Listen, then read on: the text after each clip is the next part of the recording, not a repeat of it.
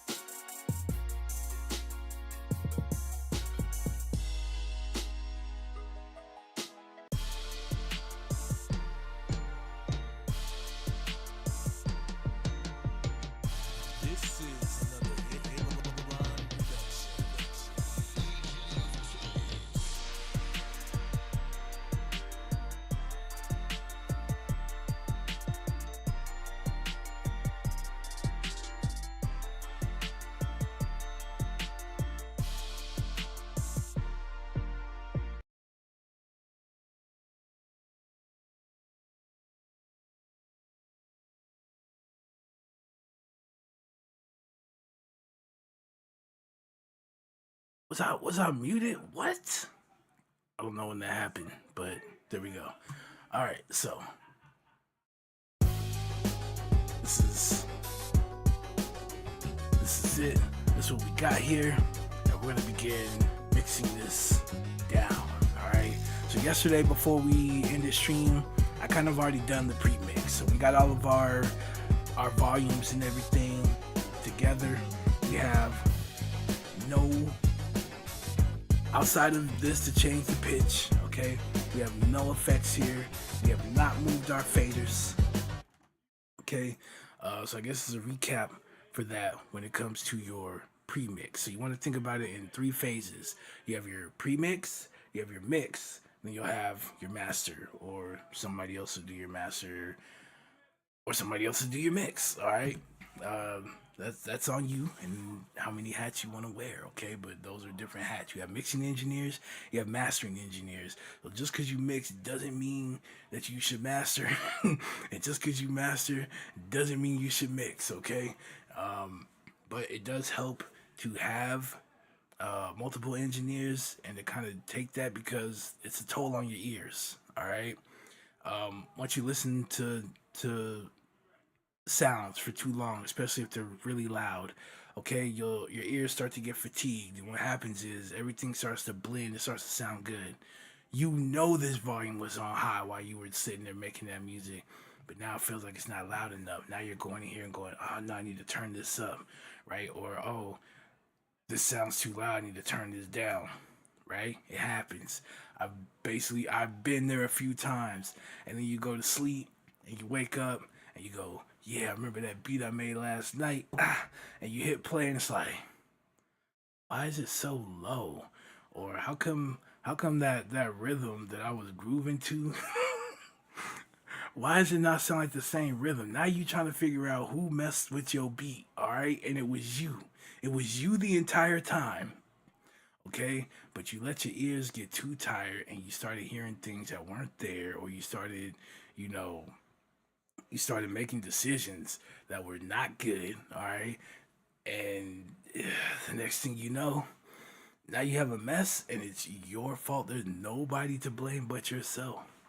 There's none. There's nobody. So, if you ever do, okay, decide to go to school for this, first like couple of chapters or so, they start talking about anatomy. They start talking about the ears, the different parts that make up the ears, okay? And taking care of your ears because these are your money makers, all right? If you listen to music at moderate volume, and if it's going to be loud, okay, just not for too long. They say about every hour or so, let your ears decompress. Go take a break. Go do something. Go sit in the quiet. Go watch some TV or something. Again, not too loud. Let your ears decompress. At least 30 minutes. Okay? At least 30 minutes. A lot of us, after we're done making music, we'll come check this out tomorrow. We're going to sleep on it. Okay? Wake up with fresh ears. Come back and listen and make some adjustments. Okay? So, keep your ears pristine. Okay? Don't be filling it in with loud club music and all. Every now and then it's fine. Okay? You want to be around loud music or something. But try and keep that in moderation. All right? You don't want to damage your money makers, and then you can't hear certain frequencies or something coming through, and you keep making mistakes. Ain't nobody gonna want to pay you to make their track sound good because you can you're missing stuff. Okay, so for your premix, outside of any effects that you may have added, maybe you wanted to put some delay, reverb on your piano, so you add. Okay, that's fine, but keep your faders. Your faders are output volume. Let me just say that now. Your faders are considered output volume. What that means is, if you go pull this down, all I'm doing is making the sound quieter or making the sound louder. Okay? As it works. So think about it like this. This is our keyboard. This is our guitar. This is our vocalist, okay? And we're recording into this, okay? So the sound's going out, routed in to this. That's why the volume here or in another DAW from the track that is created, you'll see input gain. This controls the quality, okay, of the sound coming into the mixer and not out of the mixer through your speakers, okay? So as we adjust this, the louder it gets, and the closer it gets to 0, the more you're going to start hearing distortion. It doesn't mean that it's so loud that you need to pull the fader down. Let me here we go. Let's make this loud, can we? Okay. So here, not the best sound because it's short, it's quick, right? But you can kind of hear some of that like distortion in it. Here, let's we do it with this. Okay, so you can start hearing as we turn this up.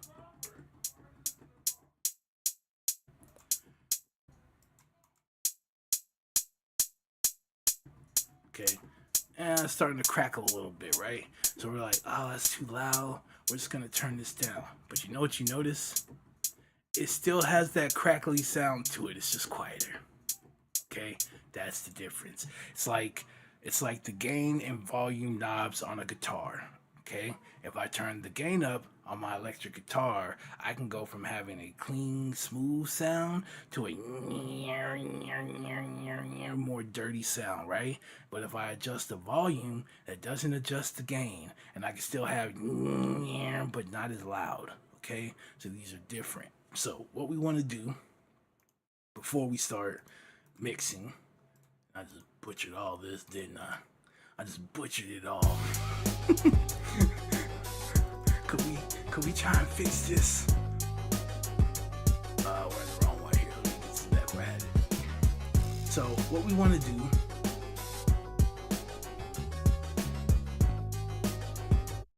you'll notice a lot of times they'll be like, set your kick somewhere between -6, -9, right? And back in the analog world, or some people still live in it, okay, there was noise that was being produced by the machines, okay? And so you wanted the sound that you were recording in through your mic or whatever to be louder than the noise that was being given off by the machines, okay? So that stuff, it was, you know, either little to none in terms of the noise, the background noise getting into the recording, okay? This still applies in the digital. If you're purely in the box, meaning you just do everything in the computer, okay? You're not taking a guitar or something and playing and recording it through your mic or whatever. Everything you're doing is strictly inside of this computer. You don't have that issue, but all of the software and all of that you use is still being modeled after the things in the physical realm, in the analog realm, in the hardware world, right? So it still works the same, okay? That's why it's still, you could follow those guides and it still works here, okay? So we take our kit. Sorry, I got everything all crazy here. We know. So we're doing that, right? We're making sure it's somewhere -6, -9, okay? We want our kick, our snare, our bass, and if you have vocals, if you're making a song, okay, these are going to be the loudest elements in your song, and then everything else is going to be somewhere underneath, okay? So vocals are usually somewhere between -6, -3 dB. Okay, they're gonna be up here somewhere. Your kick is gonna be like here somewhere. Your bass is usually gonna be here somewhere, okay? And your snare is gonna be here somewhere, okay? And those are your loudest elements. You get those to blend and play well together, and then everything else, it's easy to kind of get it to sit into the mix because you know that these elements are already playing well together and they're the loudest thing. So everything else got to fit somewhere, okay? But it's not going to outshine those elements, all right? So we're going to use our gain knob. Go set our levels, okay, to appropriate levels. Or set our sound to appropriate levels, okay? So we should be able to hear this playing back to us, and it should sound good. And again, we've done no EQing, we've done no panning, no nothing. you should have a song that you can hear all of the elements playing. It shouldn't be too loud, all the different elements, okay? Something shouldn't be overpowering the other. And when you get done, the totality of your that's probably the wrong thing to look at. Let's look at, where's our, it was over here, wasn't it? Okay, our mix bus, because I got a limiter over here. But we're looking at our mix bus, and we want our track, the total, the kick, the bass, everything that's playing at once, we want it to be somewhere between -3 and -6 dB. Okay, if it's over a little, that's okay. Okay, but this is our target area. We want it somewhere here pretty consistently. Okay, now as we go, we add effects and we start taming things and getting everything more consistently to hit across the board. Then you won't have to worry about, oh, it's like right here and then something comes in and it kind of spikes. Okay, we'll have that fixed, but we're here. Okay, so job done. All right, and again, you can take your find your kick, you can find your snare, you can find your bass, and if you have vocals, okay, if you can get these set up perfectly, then it's easy to come in and get anything else to sound nice, because like I said, it's all going to be at a lower volume anyway. Okay, how to do it? Okay, let's just say we put the sound on here. This is the default volume. Okay, so this sounds really loud. What you're gonna do is take your gain input and just use your ears and slowly turn it down. Okay,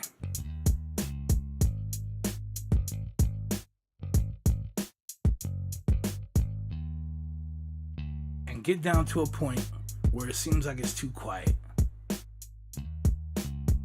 Okay, and once it does that, you can bring it up a little bit more. Okay, but that's pretty much going to be where you're going to want it. It's a good starting place. This is -18. I usually keep it -21, but it's 3 decibels off, right? That's not bad, and that's just using our ears. Okay, so again, you could take these, you could even do it with nothing.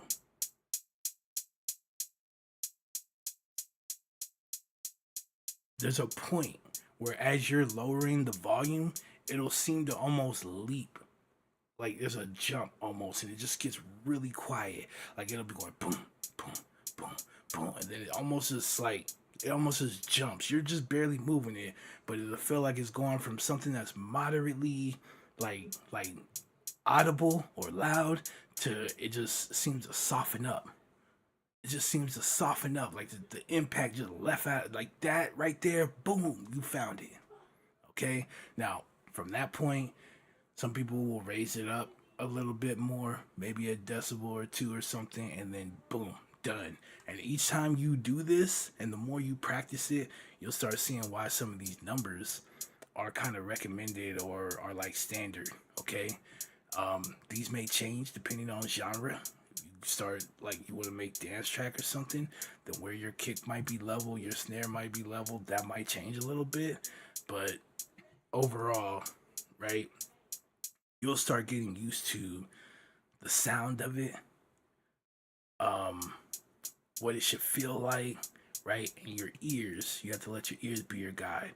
Not all the time will you have visual meters or anything to where you could see that, right? Especially if you're using something like this, right? So I do have some of the UA plugins. Okay, there's nothing visual here. I can't see and go, yeah, okay, that's about 3D. Like, you can't do that. You just have to use your ears and make sure that what you're hearing is what you want, right? And you know where that's at, and you can move around to find that and then say, we're gonna boost that here. Okay, and listen to that. Does that sound about right? Do we gotta bring everything back in and check it? How am I liking the way that sounds right there, right? Because if I move it to different frequencies here, I get a different sound, right? So where's that sweet spot? Where does it sound like it just kind of brings it out, right? And the more you do that, better you get at that, and the better off you are. All right, but let's not take it too far just yet. What we want to do not touch your faders. This will be the last thing we do in a mix. Get your gain right. And if you don't have an input gain knob, then use a gain plugin. Okay? So most DAWs have one. And here it's called Fruity Balance. And all it is just something that allows you to control the volume, just like I would from the volume knob there. Okay? I can do it from here. This will be the first thing, and you're gonna control the volume of that sound coming in. Okay? I had someone ask me that they see other producers or beat makers, right? They'll put everything to -9, and then they'll just take the faders and they'll adjust it to, either -18 or whatever. And they wanted to know, was that okay? And I had to bring them to that example of the guitar, okay, and the amp, and it's like the input gain is gonna control the signal quality, right? It's gonna control the quality of the sound that's coming in. All right, so if you put everything at -9, some things might start sounding a bit distorted. You may not want that. Then you're gonna go in and say you throw on a plugin or something, and a lot of these plugins model after Analog Gear. When you read the manual, that's going to want a certain decibel that it has to be at to even for the plugin to even work optimally. Okay, otherwise you're stressing it out. You're going to try and make a boost, it's not going to feel like it's boosting as well as it should or something like that. So you go and you have to do that. You make all the changes. You go, this sounds good. And then you have to do the makeup gain, which means now you're going to shoot this back up. You're going to re-bring in that distortion, right? And now that sound might not sound as good as it did, because you're pushing it. It's getting too close to 0, right? But hey, maybe you're looking for that. And that's a style these days. So maybe you're looking for that. Then, hey, go for it. But if you're trying to get a cleaner sound, there's a certain way to go about it, So we get everything correct, okay? And we don't need to push this to -9, because like I said, what happens is you start hearing kind of like distortion and stuff like that. Why do you want your hi-hat? Why do you want your closed hat to distort like that? And then all you're doing, you pull down the faders, you're just making the distortion quieter, right? I don't know. Maybe whatever genre you're in, that sounds kind of dope, all right? I'm not here to tell you how to do anything. I'm just saying, if you're going, man, those hats sound clean, how did they do it? There's a way to go about it, right? Anything that you're trying to create or do with something, there's a way to go about it. And it's up to you if you're going to follow that or if you're not. If you're not, can't complain, right? Can't complain. So, got everything together. Get your input gains right. And once you have that, let's go. So we're going to start with our kit. I'm going to put this EQ, so stock EQ in FL Studio. But it is visual. You guys will be able to see. I've used this for a long time too. So, alright. Now, what did I say? Our loudest elements, alright, kick, bass, and for the most part, these are going to be like the only sounds that you have that live down in this low area. So one thing I always get asked is like, how do you get your low end to sound so good or to hit as nice as it does, and how do you get your kick to sound so clean with the bass playing together? Okay, it's actually simple. So a lot of times when it comes to bass, especially if you're using a synth bass, you're using 808s, you want those you want your bass there in those sub frequencies. You don't want your kick living in those sub frequencies. Okay, so we're looking at our kick, and from here, from what is this, 20? Okay, so here from 20 going up, we see we got activity with our kick here. Okay, but we also know and this isn't the best example because it's a bass guitar, okay? But if you had something like a synth bass type or whatever, you would notice there's a lot of energy here, okay? So what we would do is we don't need the thump in this kick, okay? It sounds good, but you don't need it, because what's going to replace that, or what's going to occupy that space, is your bass. So what we could do is take a high pass filter, which basically says everything to the left of this curve we're going to filter out, and then everything to the right of it we're going to allow to pass through, okay? That's why it's a high pass. The higher frequencies above or to the right of this curve actually play, and everything to the left of it gets deleted, okay? You're not gonna hear it. So what we're gonna do is take this up to about 60, okay? It's a good starting point. It's not always going to be 60, but it's a good starting point. Now, what do you notice? Well, that thump in the kick, it leaves, and now your low end sounds nicer. There's more clarity, right? Because now you don't have the kick and the thump, the sub frequencies fighting with the sub frequencies in the bass here. Okay, so I'm just gonna do this, and I'm just gonna jack the volume on this up, and it's gonna get to me, and I'm gonna be like, this ain't it. I can't hear you kick. I can't hear you kick. Okay, so we do this, boom, right? Bass is in there. We like how that sounds. Now, understand this. People are like, I spent all this time in school, and I learned math, and I didn't use none of this. Well, you're about to learn today. What you do on one side, you're gonna have to do on the other. So since we cut here on the left side, then to the right side, what are we gonna do? Okay, we did this on the left side. Let's do this on the right side to make up for it. So what is the next thing as we're going through here that we're going to look for that we know sounds good? And that's something they call the punch in a kick, okay? So that's something where it's kind of like the thump, okay? It wants to thump. There's just no thump, but you still get like you're punching the speaker, like you're punching a wall, but there's no rumble, but you still get the hit, okay? So we could look for that. You can bring this up all the way. You can bring this down about 6 plus 6, okay? It's up to you how you want to do it, but you just sweep across. It's frequency sweeping. And once you find that punch, okay, and you bring it down to a moderate level. So let's bring it to about 3.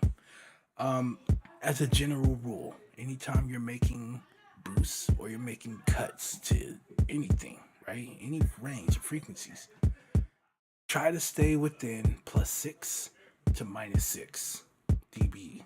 If you have to go above and beyond that, chances are you're doing too much work to try and get it to sound a certain way, and you should probably go find another sound. If it's all you have to work with it, right? But if you have a lot of options, find something else, right? It shouldn't take this to get the desired result that you want from something, okay? And as you can see, we're stressing this out because this thing is now way up here, okay? So if we can't go to a certain frequency range or something, maybe someone told us, and we can't just do a little bit and notice a change and notice the result that we want, it ain't it, okay? So we cut out the thump, we added in, right? We found the punch and we brought this out. Now,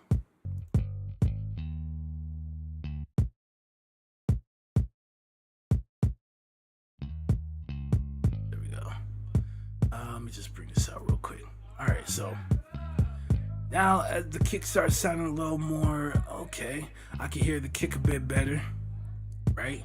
But it's still going to be kind of conflicting with our bass in that area, right? So let's take a look.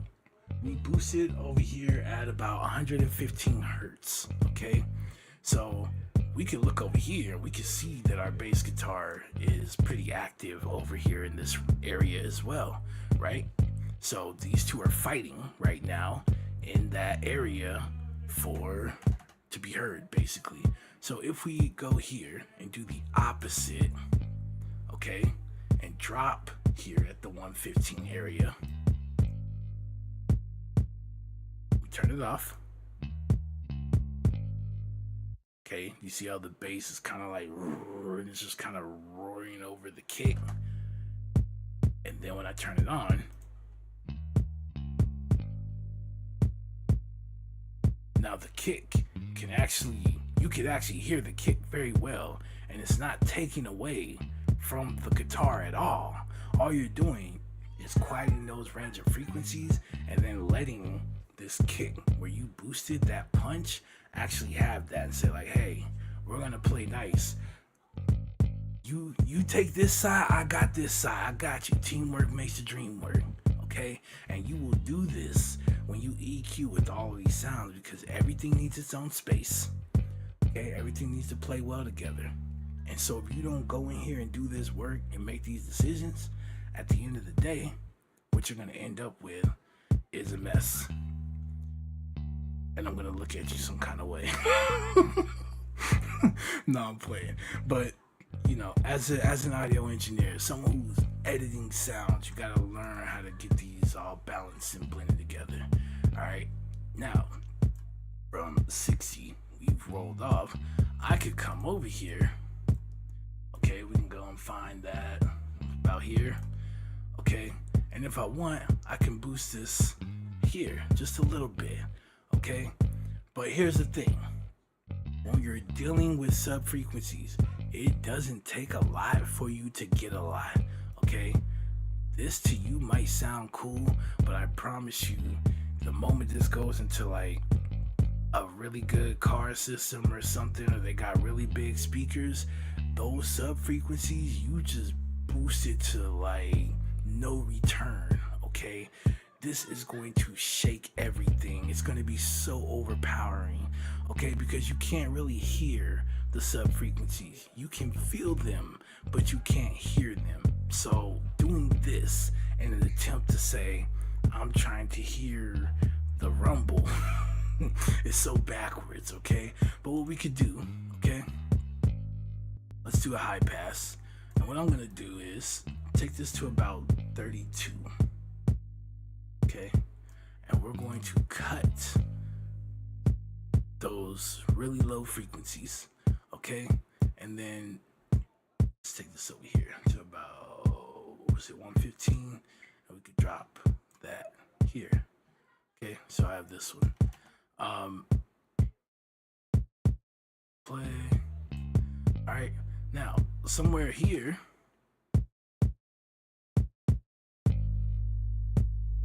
okay, we got something here, okay, but we don't need a lot. So let's just say we want to move it up just a little bit right here, okay? Again, we're not trying to hear this, but we do want it to be, we're gonna bring the rumble, but we're not gonna have it so uncontrollable to where like it's not very tight. This is tightening the bass, okay, and then this, we're just kind of bringing out some more of that low end, okay? Again, we cut here, we boost it here, we cut here, we need to make a boost, okay? So, or we can make another cut. It's up to us, right? Because over here, as you start getting the 200, 300 hertz in a guitar, you'll start to get some muddiness. All right, this isn't too bad, but if we find like with the rest of this, it's not very, it seems to be fighting with other things, we can make a cut in this area, okay, which which will kind of help with the muddiness and bring clarity to this bass guitar. Okay, now over here at about 500 to about 1K, you're gonna get the punching like a guitar. Okay. Okay, that's kind of where you can like bring out the clarity in the guitar here. Okay. And then over here, if you want like some more bite from it, you can definitely boost over here, right? This sounds good as it is. I wouldn't do too much. Maybe like right here. Okay. And if we start having some trouble, I'll come over here, drop this if it starts sounding a little muddy in the mid area. But this sounds good. Okay, then what we're gonna do is reciprocate. When we did a high pass here, we need to do a low pass here. So it works like a high pass, and just anything to the right, higher frequencies get silenced, and then anything to the left, the lower frequencies pass through. Okay.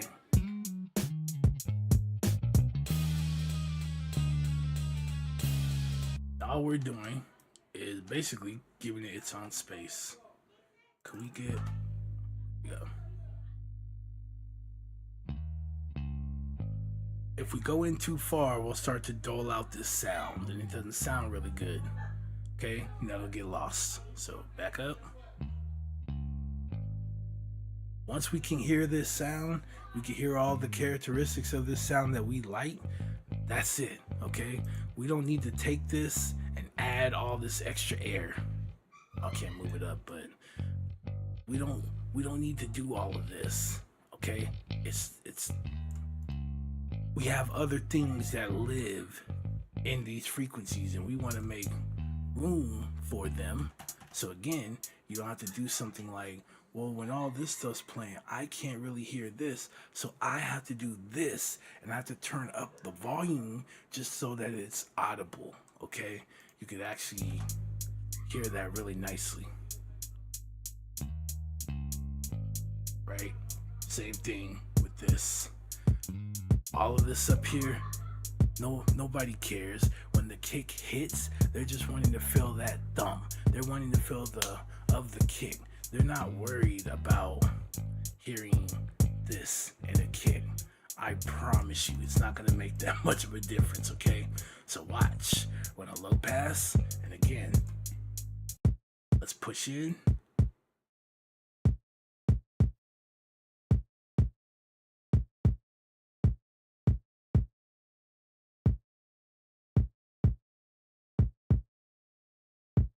Once we get about right here, the kick stops sounding as clear. We start losing the clarity, right?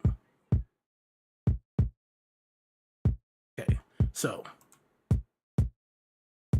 now all of that air coming from the higher frequencies, we just killed. Okay? But who's going to care when all this stuff is playing? You have this stuff, it lives in the higher frequencies, right? It's playing in those higher frequencies. No one's going to notice. Did you see how I just undid this and brought those higher frequencies back in the kick? Did you even hear it? Are you gonna miss that?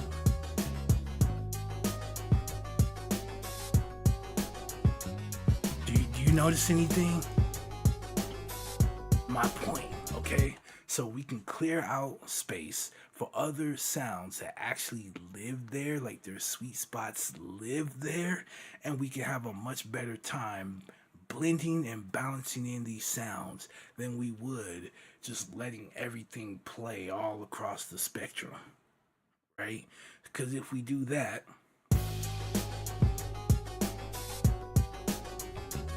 right, you'll end up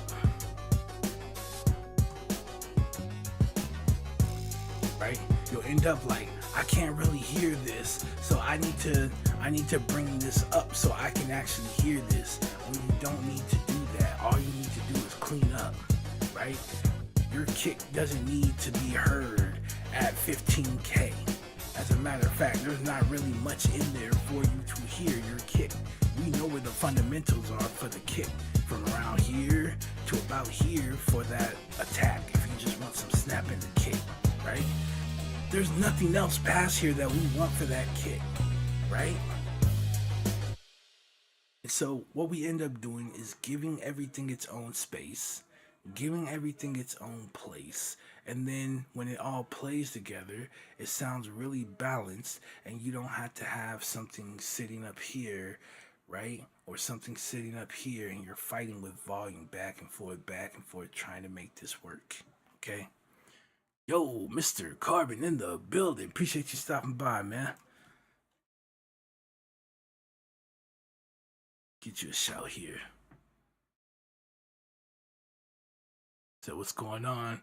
Just going through this doing this mix down and kind of, giving a breakdown of like what I'm doing, what's kind of going through my mind, etc., etc.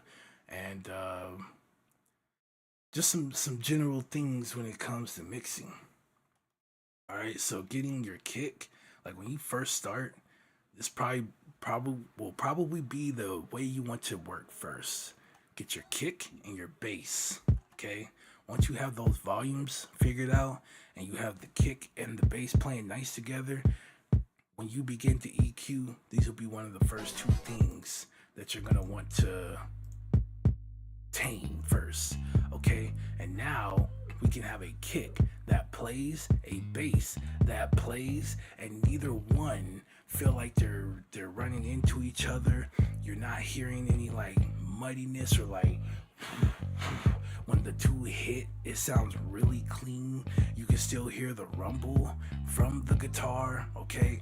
And we got some other stuff we'll add in here as well for our guitar, but I just wanted to show you you can get your kick and your bass to sound really, really nice. And I don't know, say you decide you want to turn the bass up a little more.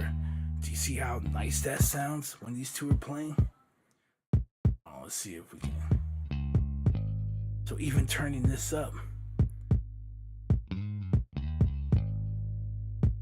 okay? Because you got to go in here and do that work.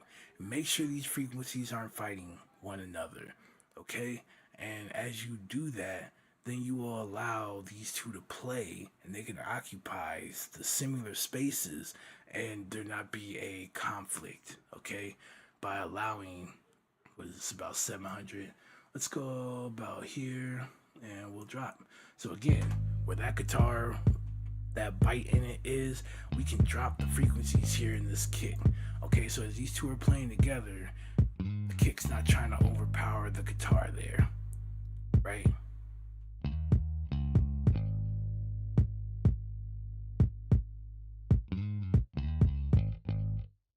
Okay, and then again,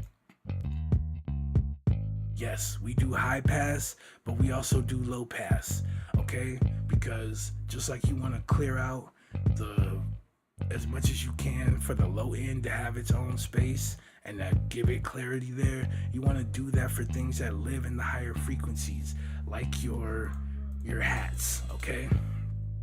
See how that sounds? It sounds like the kick got its own space. It sounds like the guitar got its own space. And when that rise cymbal comes in, it sounds like it's got its own space. We didn't even EQ'd that yet. But just from doing the high end, or just from doing the low pass, let's put it that way, and clearing out the space in those higher frequencies as much as we can, now when that sound decides that it wants to come in, okay, it sounds so clean by itself, okay?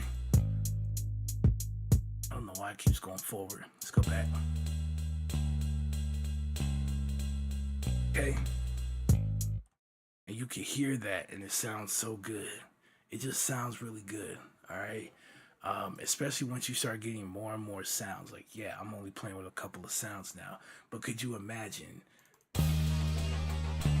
all these sounds and they're just all across the, right? Do you hear how that sounds lost now? Can you really hear that? Okay, you hear the electric guitar, you hear like all this other stuff, crash cymbal, you hear all these other things playing, and now it sounds like that's drowned out and you can't really make it out. You hear it's there, but the clarity of it like it's getting lost, and that's what I'm talking about, right? Once everything starts to stack up, then you start having issues. So we make the room where we can, not getting rid of the characteristics that we want in the sound, and then that space that is left over, okay, we can have other things breathe. And then if we need to go further, that's when we can start using panning. Okay, so this crash cymbal and this hi-hat might be, in the same frequency range, but if I could spread it, okay, and have this over here and this over here, then as they're playing, they have their own little space. Okay, so a lot of it is just spacing things, making balance. You sit here, you sit here, you do this, you do that, you go here, you go there, and it's up to you as the audio engineer to make these decisions. Okay, so with EQ, you can look at it like this. All right, I know y'all get tired of me saying this probably. But think of your EQ as you're looking at this like a stage, but you're looking at this stage from the top down. Okay, so this is the front of your stage. Your audience is going to be somewhere here. This is the back of your stage, and you're somewhere up at the top, and you're looking down at all these individual elements and things that are playing.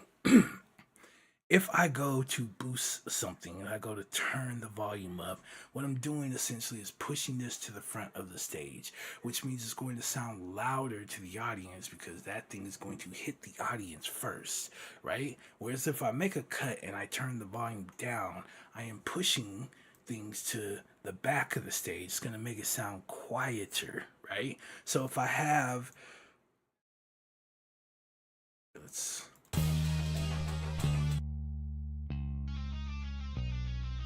okay, if I have this other guitar that's playing, okay, do we get that? Okay, this is pretty loud, and with brass too, it's pretty loud, right? So what I want to do is if I solo this and I go, oh yeah, this sounds pretty good, and then I go and want to bring everything in. Okay, well, what's happening? Well, we have this too, and now this is just kind of like yelling over this, and you can't hear this really well, right? So then let's try this. Let's put you in the back, bruh. Let's just turn you down. So now this gives you illusion that the guitar player is playing behind whatever else is going on. Let's say we have a piano player or something, right? When you get on stage, you notice people are kind of situated in a certain way, and especially with brass. What is brass? The brass sections, they tend to sit. They tend to sit in the back because they're very loud. They can overpower really quickly. So put you in the back, so it gives the illusion, okay, that the sound is quieter, but we know brass will blow your eardrums. Okay, so now you can have something like this playing. Okay, and when we bring the volume back to where we have it, we're actually, because we quieted these frequencies here, now you get something that sounds a little more cohesive. Okay, just because it sounds good,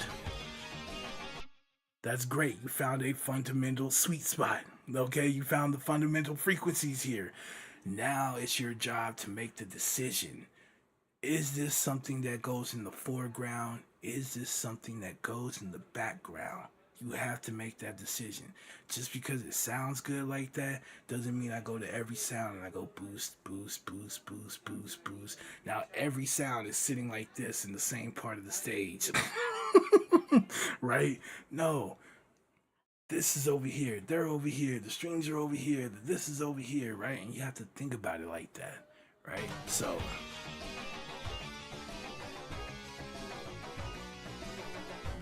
easy, you can hear it, right? So again, we'll make those. Let's take this back. So once we have our bass and our kick, okay, and we got that together, the next thing we'll focus on is the snare. Your kick, your bass, your snare, and And if you have vocals, they are the loudest things in the mix. Okay, so if you can get those to play nice together, everything else is a cinch to put together. Okay, so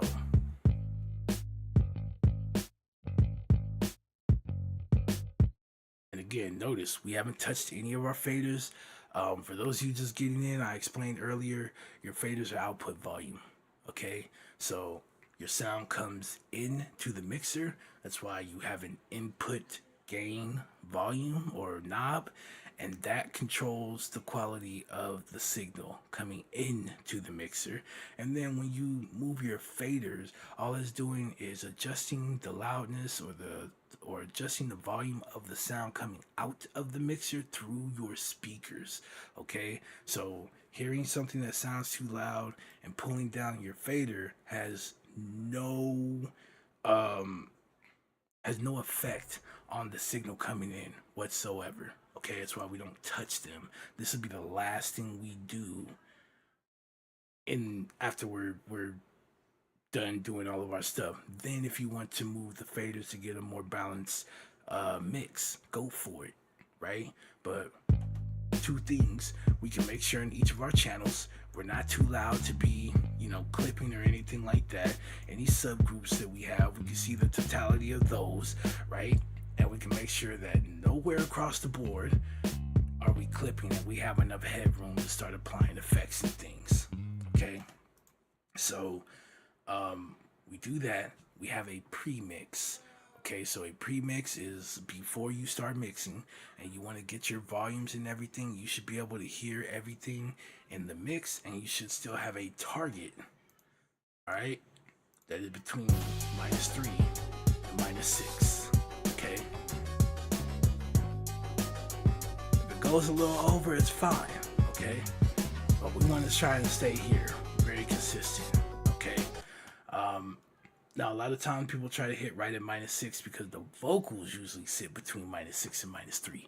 So again, depending on what you're doing, okay, your target, that's how it's gonna look. Okay, but once you get this done, or you decide later you want to add vocals, that's fine, because now that everything is done, if you want to drag the fader down a little bit to where it sits at -6 and then let the vocals come and do that, then go for it, right? You can always make the adjustments, right? We know we got enough headroom and all that. You can just make those little adjustments and then go bam, put the vocals on there, bam. Look at the mix bus. Where do we sitting at? Bam. Okay, I hear the vocals, everything sounds nice. Blam, blam, blam, blam, blam. Now let's add the, we're gonna do the master, or let's just throw the limiter on there just to make it loud enough so we can, put this up on SoundCloud or whatever, and you could bring it up, but make sure your mix is sitting where it needs to be. All right, so that way it can compete with other tracks that are out there and be just as loud. Okay, all right, so we got our kick, got our bass. Let's go to our snare here, and we're gonna do the same thing. Okay, so again, we have our kick and our bass guitar. It's taking the sub frequencies. We don't need a snare in the sub frequencies. Okay, but we notice right here, we can hear the bass in this snare. Okay, so we don't want to push in too far where we start cutting out the good stuff in the snare. Okay, so typically they say, high pass it to about 100. Okay, it's a good starting point. Why? Because you cut in a little bit, okay, but not a lot. But here's something you can do, right? You can actually control that. You can move it up a little bit, okay? Just put you in just enough, okay, where the punch and the kick, where we had it like, what was it, like 115, the bass guitar, all this stuff is being rolled down and out, okay? So they're gonna have a grand old time. Now we can focus on our snare playing. Okay, and now it feels like it's kind of got its own place. Now we can go here. Now this is a sweet spot. It sounds good here, right? We can even, it just sounds nice. Okay, again, it's up to us on what we want to do.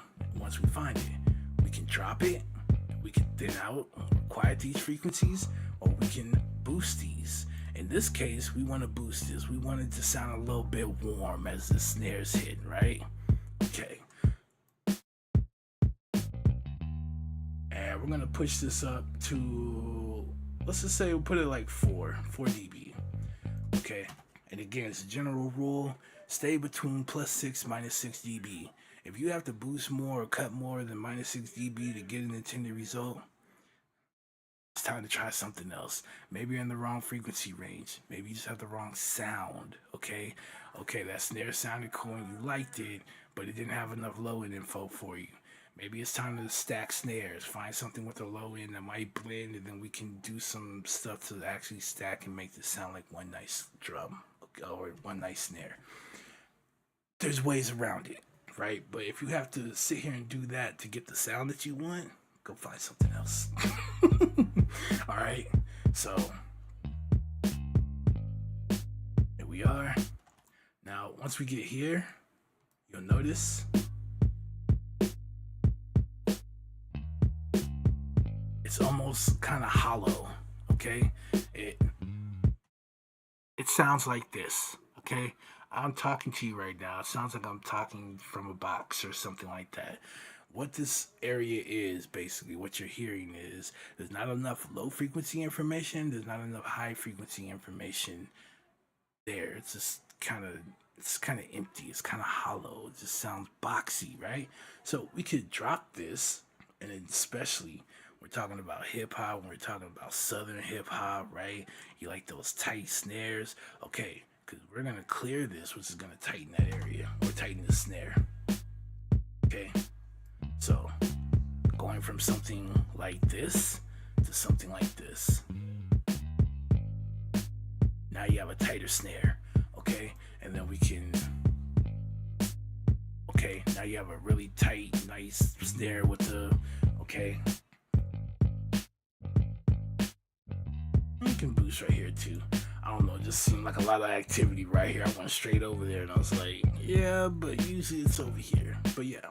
So now you can have a nice tight hitting snare, you know what I'm saying? And you're like, all right, cool. This snare is like, this thing is bang, bang, bang, right? That's what you're looking for. So let's, right here is kind of empty too. So if you want, you could always, again, drop it, or you can make a really big curve here and then just bring it all down. Okay, but it's right here. And when you get to the higher frequencies, don't do too much, okay? Because the higher frequencies, it can get out of control really fast, because the higher frequencies, shorter waves, okay? So yeah, you sitting from far back may not be much, but the guy sitting right next to the speaker in the club is getting his ears knocked off. Right? So not too much when you deal with high frequencies, okay? Just a little, all right? Just a little goes a long way. So a couple of dB, done. Here, these lower frequencies, yeah, we can push it up a little higher, but here, it don't take much to get the effect that we're looking for. Now, we're gonna low pass, and again, what we want to do is push in, okay? All this air that's coming out of this snare, we don't care for that, right? And why? Because when you have something like this playing and it's occupying these spaces, you're not gonna really hear that snare like that. Okay, you're not going to miss it. I guarantee you. No one listening to this is gonna say, what happened to the air in your snare? They're not doing that. They're not listening for that. As long as they can hear the snare, it's there. Okay, so again, things might sound good in solo, but how does it sound when everything is playing together? And that'll tell you everything you need to know. So let's push in.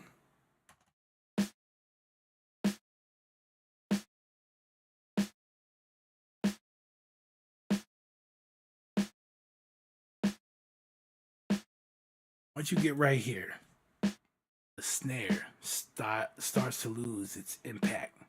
Okay, that lets you know you went too far. Okay, back it up a little bit. Okay. That's it. And we're not trying to sit here and like open all the space up. Just do a little bit on each one. Okay. So now when this is playing and this wants to play,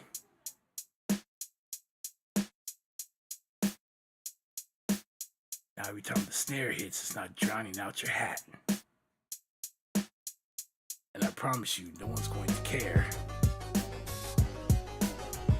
Do you notice it really? Do you? No. And they're not going to care. And they're not going to care, all right? That's the difference of it. And I definitely didn't add some of this stuff back because I've been talking. But let's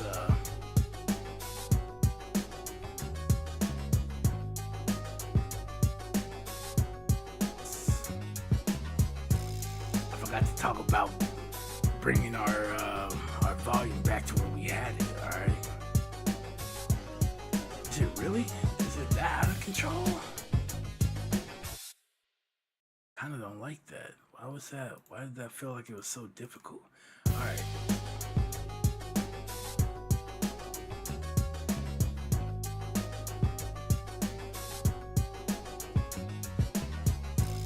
All right. Cool.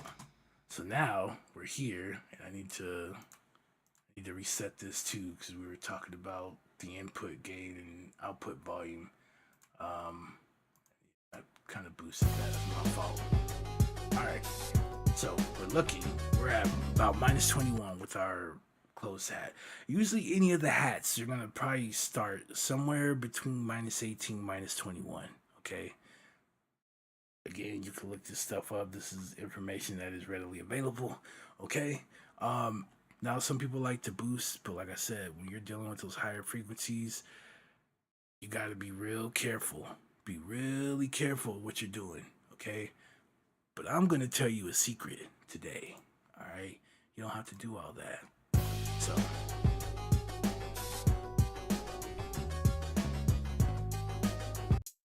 we're going to listen to this. Okay. Sounds pretty cool. You're like, all right, I like it. It's Hatton. All right. What we're going to do is still, even though we find it's empty here, repetition, okay? Practice. We're still gonna do a high pass, and you do see this, and while this may not seem like a lot, again, in the totality of everything and other things stacking on top of the other, we don't want to create build up, okay? So we're gonna push in till we kind of lose the bass in this, and then we're done, okay? That's it. Kind of hear that like almost kind of boominess coming from the closed hat. Just want to get rid of it. Okay, so you'll notice I always switch from soloing things to going back to listening to the entire mix and how it sounds in the context of it. This is why, okay? We do want to like find some things and get rid of it, but always go back and double check because maybe you got rid of something you probably shouldn't have. Maybe you boosted something you should have cut, or maybe you cut something you should have boosted. Okay, it's just it's the nature of it. Okay, it won't always be the same way every time, so always double check. So let's turn this back on. All right, and so what we're gonna do here, do a low pass. Again, we're looking for the same thing. All we're wanting to do is to go in here, take out the air. Don't want to kill.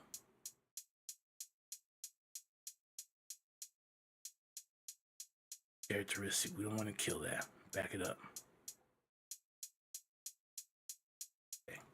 That sounds like a nice, clean hat there. Boom. And then whatever this is, we can cut that out. And you kind of see we're already in the same shape here. This was already done. I could have just left this, all right? But again, we want repetition, and then we want to be sure because some of that stuff that was left there, we just got rid of it. Okay, we did our job. Bam. Okay, we do that, right? We look here. we were at minus 21. You can see from the decisions we made, we lost volume. So we bring that volume back to where we had it.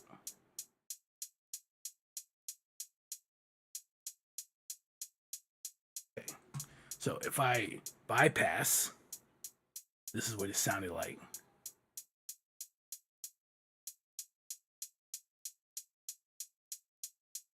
And this is what it is with the EQ on. So this is something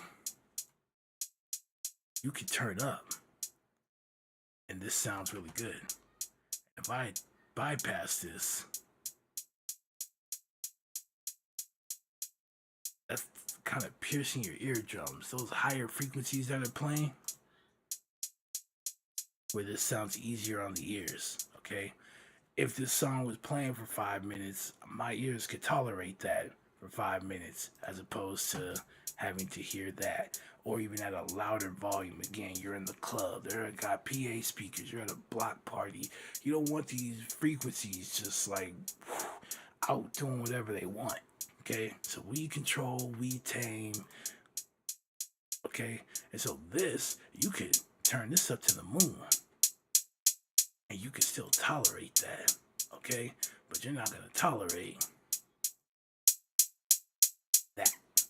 Okay, now it sounds like a whip cracking in your ear. Okay, every time that thing hit, you're like, man, turn that. You need to fix that. Something ain't right. Okay. So boom, and then we go back and listen. Okay.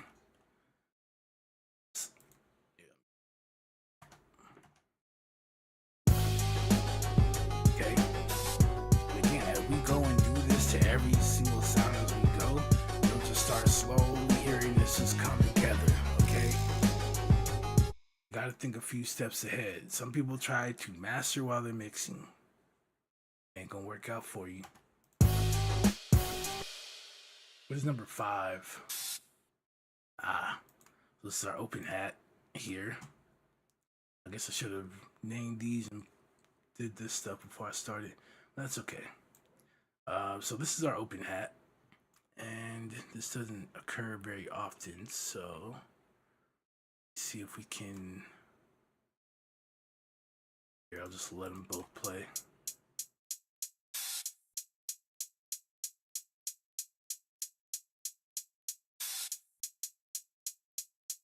All right, so we're gonna take our EQ and we're gonna do the same thing. Notice I didn't boost. I didn't go and try and find a fundamental frequency for it and boost it or nothing like that, because it's already very energetic up there. Okay, when they're slamming that thing, it's already pretty energetic. So you don't need to really do anything. And that's one thing I learned. A lot of them don't boost their hats. They might even cut a little bit, but they're not gonna boost it because it's already loud enough, right? It's already got clarity. Like, there's nothing melodic about that particular instrument, right? There's nothing melodic about it. So it's not like you need to, try and highlight anything.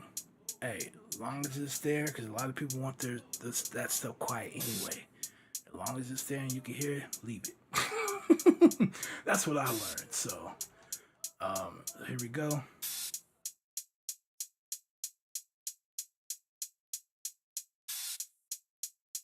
Let's go to about 700, okay? And then we're gonna do a low pass here. Again, you can kind of see this when it comes in. Somebody already took the liberty, okay? So we start to push in about where they cut it. They're at about 14, okay? Usually once you get to about 13, 15K, you're pretty much good, okay? Some people say they just stop at 15, they don't go any further, but again, every sound is different, okay? You might be able to push in a little bit more to achieve the result that you need. If you just assume that it's always going to be 15K, you might miss a mark somewhere. I'm just saying, you might make or break something, I don't know. So We can push up to about 13. And if you want to do something like this, you can see it's about on target, right? Let's just back it up a little bit because it's already done for us, really. So, bam. Now we look, we lost a little bit. I want to see, did I do 18? I did 21. All right, so we just lost a little bit. Up it. Bam, done.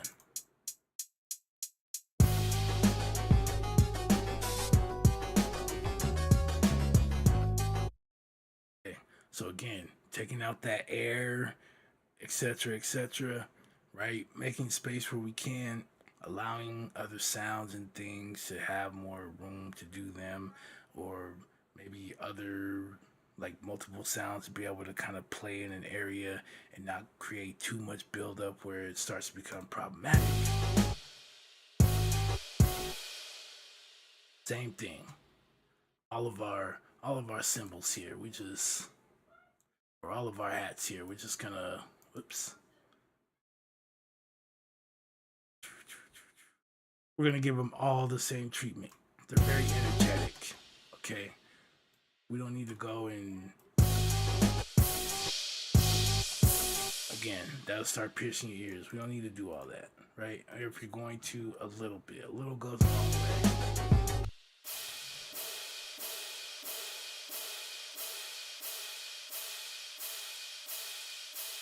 We're at about 600. No more bass in it. Great. Low pass. About 13. Starts to sound a little dull. About 12K, right? Back it up. Take it to about 14. Great. All this right here being filtered out.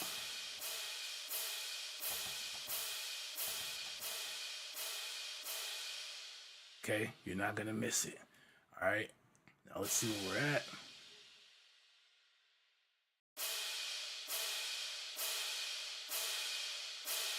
Go back to minus 21. Okay.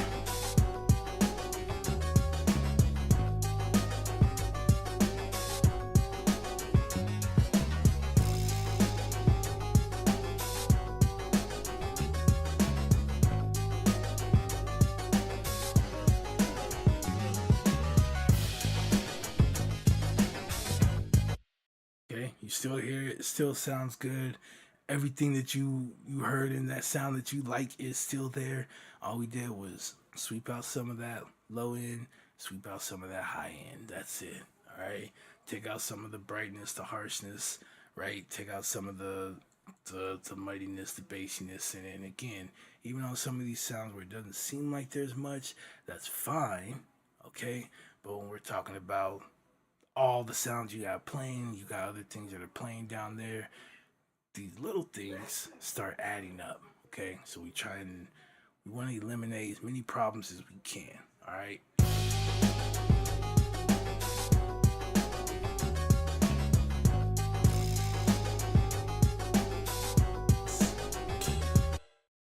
That comes in here.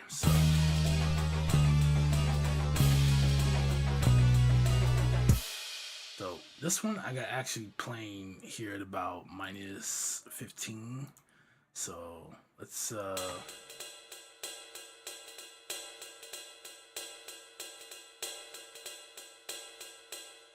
hey, why can't I? Probably because this belongs here.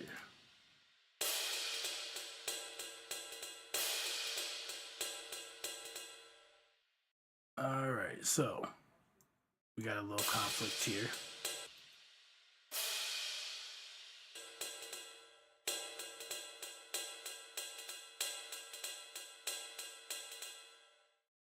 All right, good.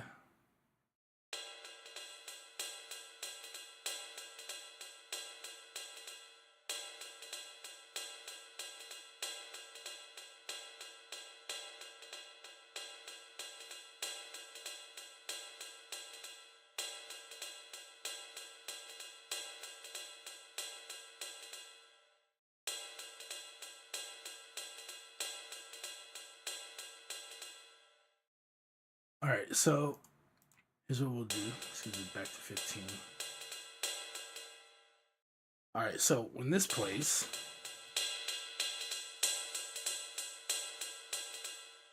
right around here, okay, so we're at about 8. This sounds pretty nice, right? We got a lot of clarity there, but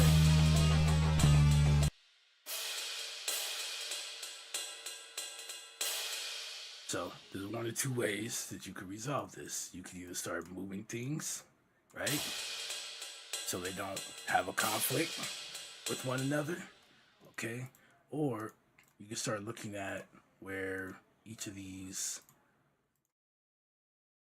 sort of live.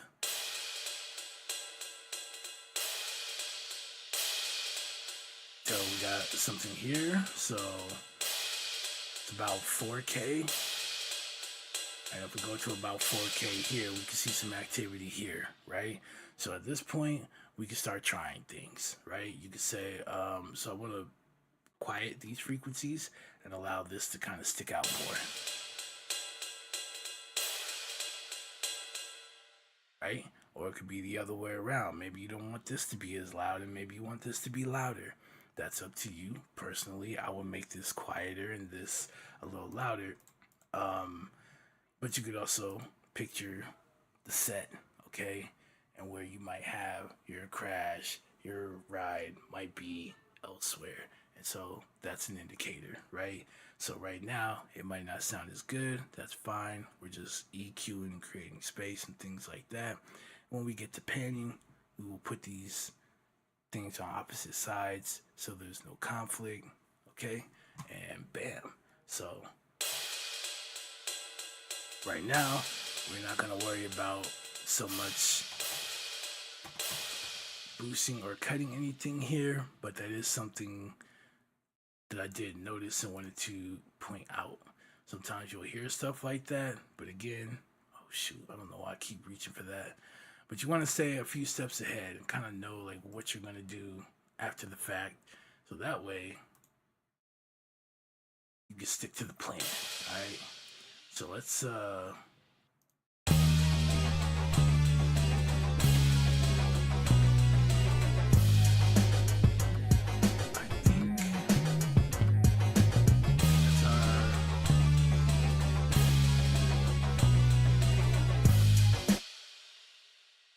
then this shouldn't, yes it is.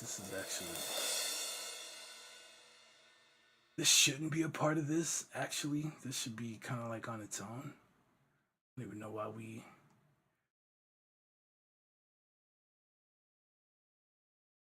Yeah, let's do that. So, move that to here, and then we'll remove it from here. So I don't want this going into the drum bus. It's not necessarily... Alright, so...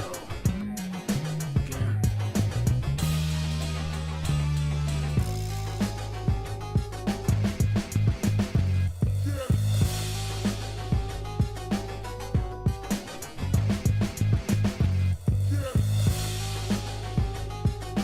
I'm trying to think, where did I put it though?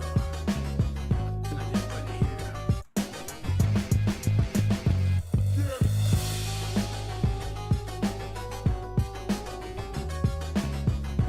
Yeah, towards the end. Okay.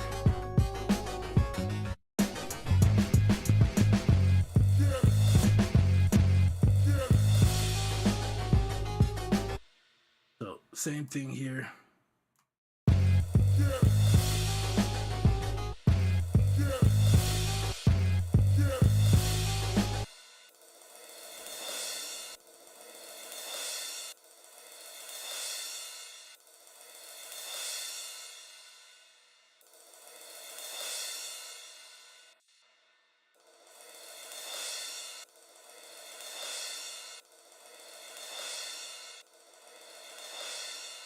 Too far, right?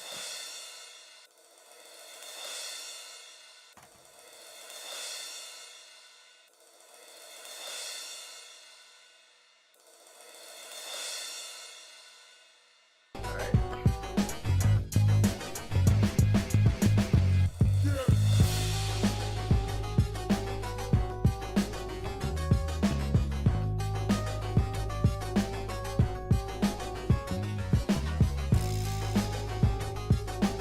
this is not part of that, so leave that out also.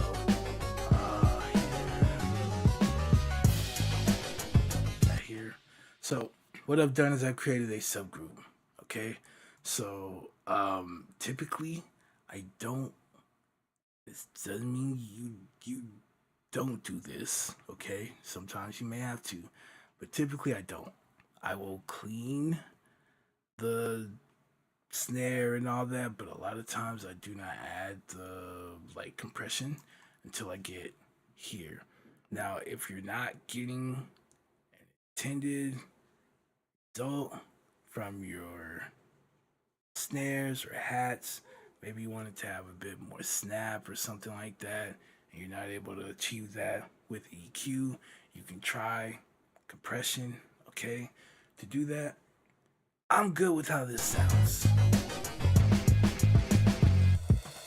Okay, so I just added EQ. We're gonna go here, and the reason why I don't worry about compression too much is because we're gonna add compression here on the drum bus anyway. So again, unless the individual sound that you're listening to, you need it a certain way to shape it, you need to add compression to it, go for it.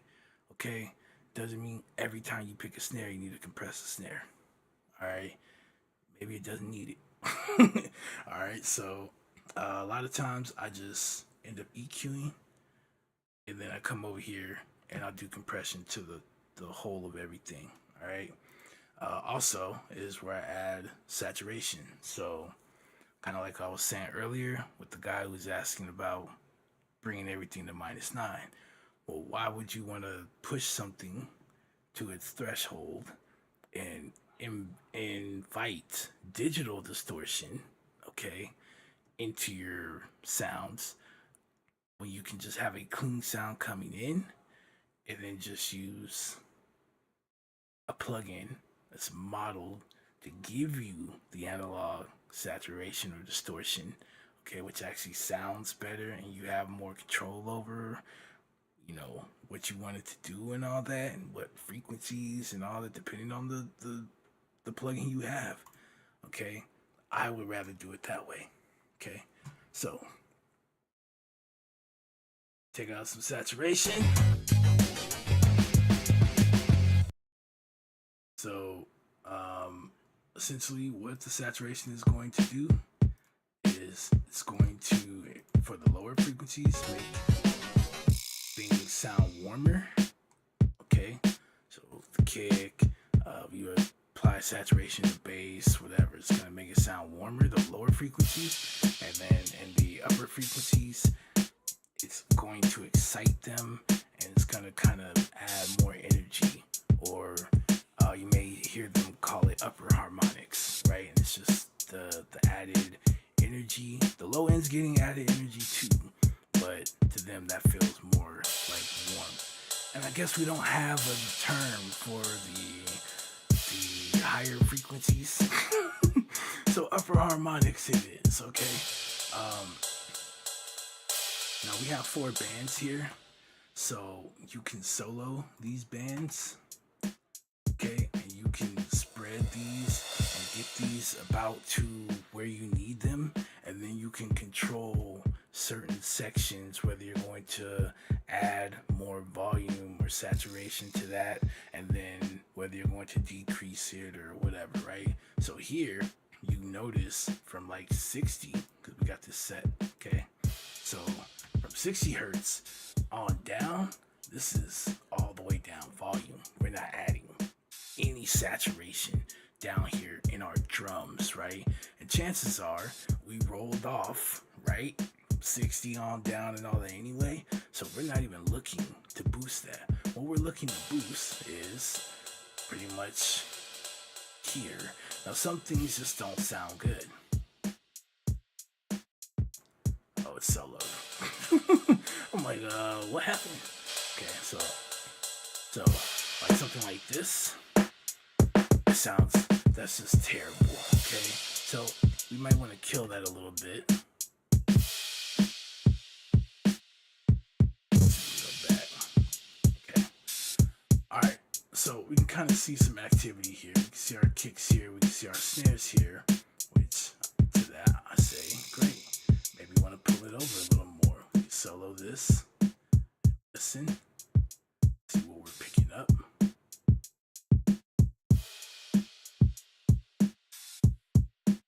Okay.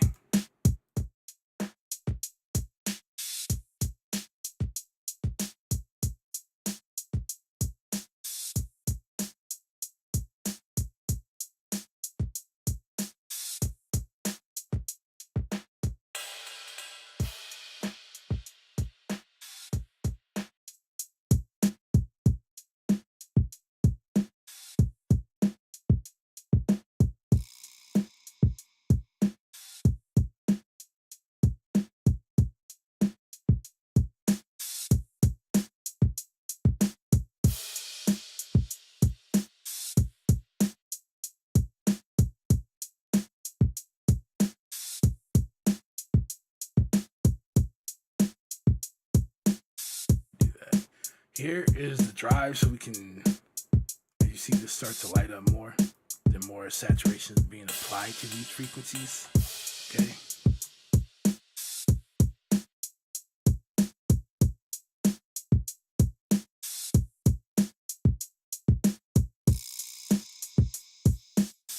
Right? Too much, it starts sounding nasty. So again, when you're dealing with those higher frequencies, a little goes a long way. As you can see, there's not really much added here, which is great because that could end up being something not good. We want to just a little bit, okay? We're not trying to get rid of these frequencies, but we definitely just didn't want to turn the volume up on them very much. So what we do, we bypass, look at the total volume of all of our drums. We're sitting between -6, -9, okay? So when we turn this back on, we notice that we're jumping up here to about -3. So we can come here and we can take our makeup gain and go right back to where we had it. Okay, so now we can hear.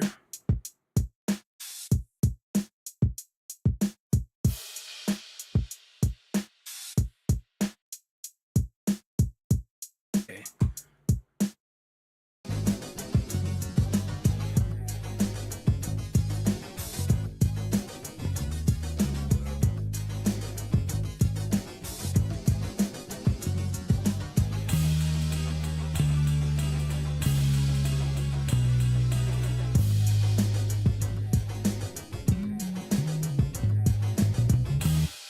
Okay, and then let's go in here and I'm actually going to apply compression. So for your drum bus, usually a 10-to-1 ratio, okay? And then we're gonna leave these here for a second. Or actually, let's do it like this. All right, so what I'm gonna do,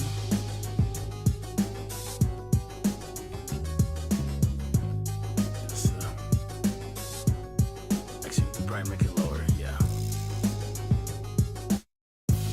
Alright, so what we're gonna do is move our threshold till we get, okay, got a little bit of activity.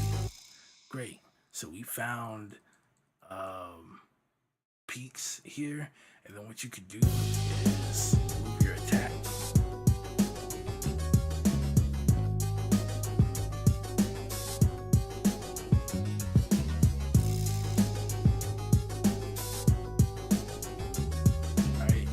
Not really bothering your peaks. In this case, I might need to go here and dial that in a little better, but let's say we pull this back, you're not seeing any movement, okay? That is letting those like very early transients, like the beginning of those kicks and snares have hits, and then you can dial in just a little bit more. So as that comes in, it's kind of letting those transients through before the full compression comes in on the rest of things, right? In this case, for our drum bus, okay, we're We're not looking to do something like that necessarily. We're looking for something just a little faster, because what we want to do is control the peaks, and make this just a little bit more even. Okay, so we're not going to do too much on this. I'll say you can even set this somewhere between like 3 to 5 milliseconds, so keep it like a fast attack, and put this at like 100. There's not really anything going on here, but your release time is just how fast the compressor turns off. Okay, once the sound or the volume goes under the threshold that is set, and then your attack is how fast the compressor is fully compressing, right? It's not so much that it's not compressing until after a certain amount of time, but it takes X amount of time before the compressor is fully in effect. Okay, so if you have an attack time of 11 milliseconds, once the sound goes through, it starts kind of compressing it up until 11 milliseconds, and then it gets fully compressed, right? However you have it set here. So it's not like it's just avoiding it completely until 11 milliseconds. It's just not applying as much, right? And so you can still kind of hear, depending on how long you set it, you'll be able to hear some things in its like glory basically before it gets squashed. Okay, so that's how you can use compression to like get your kick or your snare to snap a little bit more or something like that, right? It's through controlling the attack time. Okay, so then having to come in and squash the stuff that you're really not trying to hear too much. So when that snare hits, you'll hear that bam right in the beginning, and then the rest of it just kind of gets pushed down, so it almost just like gives it like an extra like snap, just gives it some flair. All right, in this case we just want to kind of glue the drums. So what we're going to do here is, I don't want to do too much, so let's take it to maybe like -3. So as you can see, this middle knob here, or it might be like right here, but as this crosses over, you'll start getting the attenuation. Okay, so that's this red meter here. That means the compressor is working, and so we're at 3 decibels of compression. Okay, let's go ahead. So we can take this off. Okay, you can see about where we're at.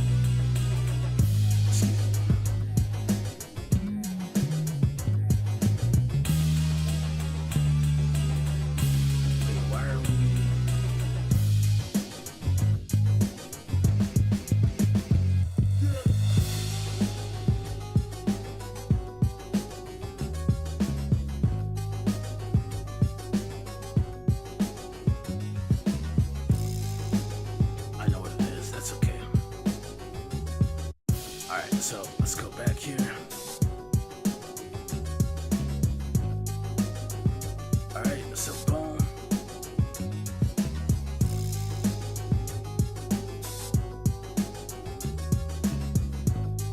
All right, so we can look here. All right, and we didn't lose too much here because again, I didn't do too much. Oops. Come back.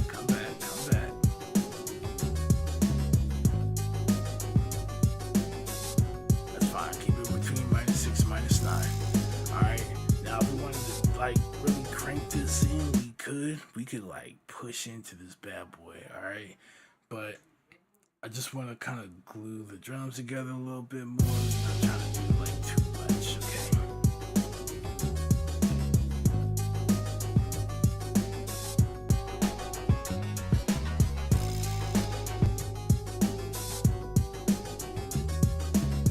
I get a bad feeling. Hold on.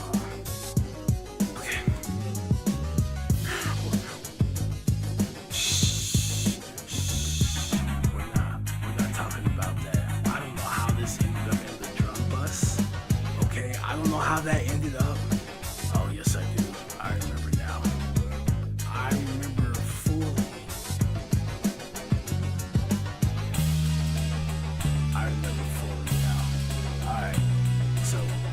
had an issue the other day, and I couldn't get the drum controller. I had to go into the controller editor for Native Instruments and make some changes for it to work when I have it in MIDI mode. And so channels 1 through 16 are all being routed here because those are my 16 pads here. And that's where I messed up. So let me fix that right now. That's definitely my fault.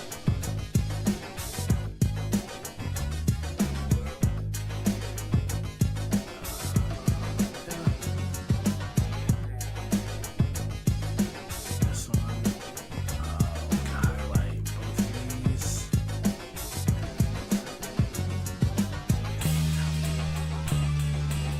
Alright, I feel much better now. But I also feel crazy because now that means, hold on, we gotta make sure everything is everything here, because I definitely butchered some stuff.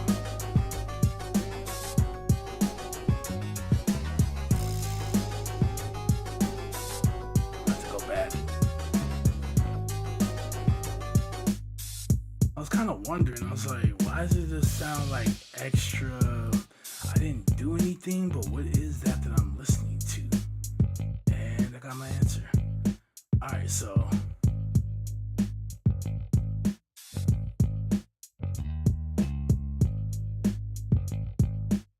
okay.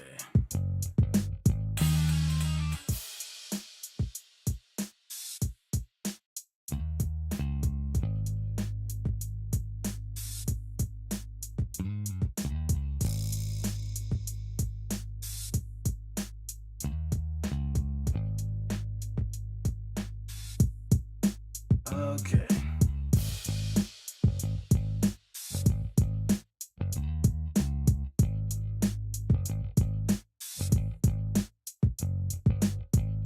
I feel so much better.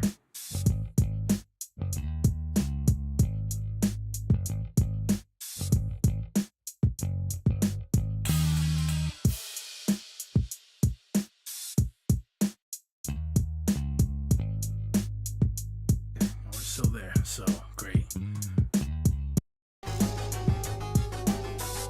Alright, cool. So what I want to do is drag this over to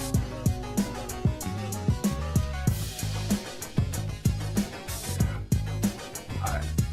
So that'll separate all of our drums.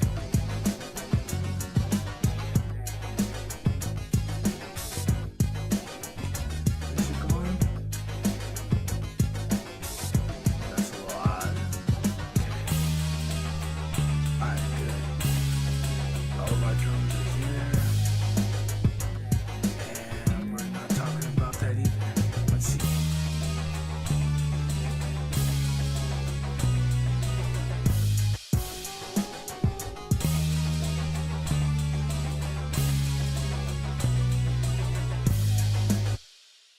So, do I want to raise this up more? I guess this would making it sound so much louder. I don't, man, I apologize. Let's see,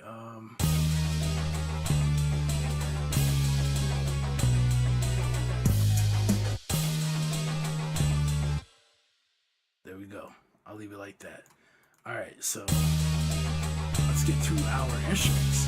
So now we have our drums. We can get rid of this. So we have our drums sounding the way that we want them to, okay? And again, once we get done, if we want to make some adjustments with this, we can. Maybe, I don't know, maybe the snare is just a little too loud and we want to like bring it down a little bit, we can, okay? Once you kind of have that together, then you can mess with it and make things a little better. Or maybe you feel like you want to turn it up a little bit more, go for it, okay? But the drums are done. Let's move on. So let's take a listen to, this is our bass. So again, if we want, we can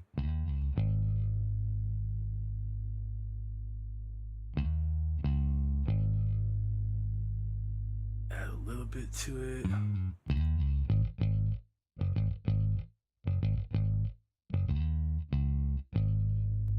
So about -15.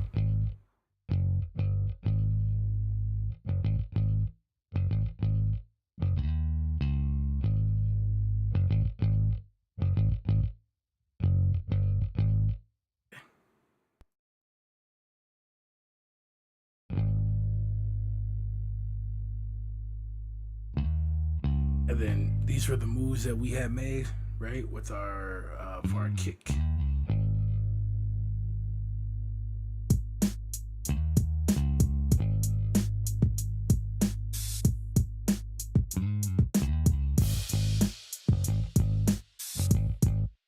Now you can add some compression here, but um,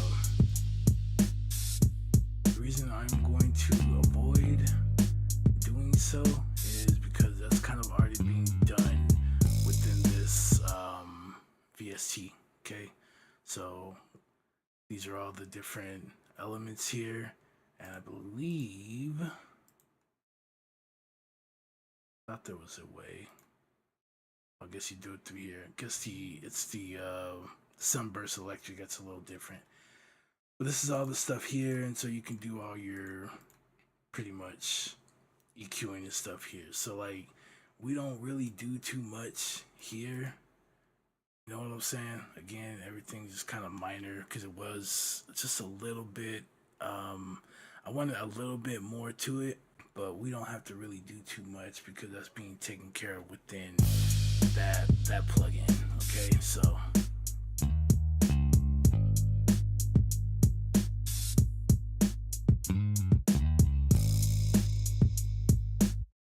okay, I like how it is. It's pretty consistent.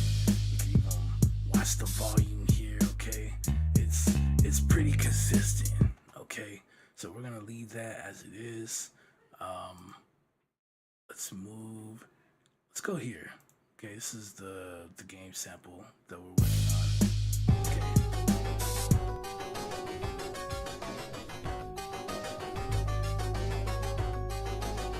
So again, we have something that takes up all of the frequency spectrum here. And what do we not need? Okay, we don't need this taking up the low end. We already have our guitar occupying that space, so cut that out.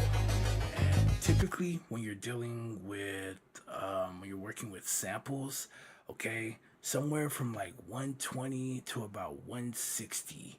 Okay, you can just cut all of that out. So here's 120. Okay, and then you can push that up to 160 if you want. Say it's a little too bassy or something like that, you can push it up to about 160. Okay, so you can still hear the samples playing, you can still hear the melody and all that really good, but you're leaving that empty space because you have things that live down here. Okay, and now it's undisturbed. Okay, so you don't have to do this because this stuff is vibrating down here. Okay, you can have everything. Again, it's just about balance. When we're talking about mixing, we're talking about balancing. Okay, like you're mixing a cake, you put the ingredients in, you're stirring it. What are you trying to get? You're trying to get a consistency, you're trying to get a balance. Okay, so we want all the elements to blend, and we want them to play nicely. Okay, and we want them to all sound just about as loud. Okay, not looking here at the volume meter, sound the same or be at the same loudness. What we're talking about is we use our ears. We want to be able to hear this. We want to be able to hear our kick. We want to be able to hear our snare, and everything should sound like it's coming out about just as loud. Okay, that's the blend we're looking for. Okay, Now, once you get into mastering, if you want to boost the high end, if you want to boost the whatever, that's fine. But when you're in mixing, the goal is a balanced track. If you can't get a balanced track, you messed up somewhere. Go back.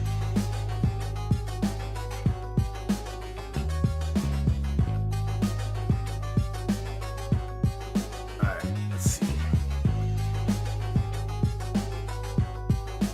So, cut here, which is good. So, again, if we cut too far, and you start making it really thin.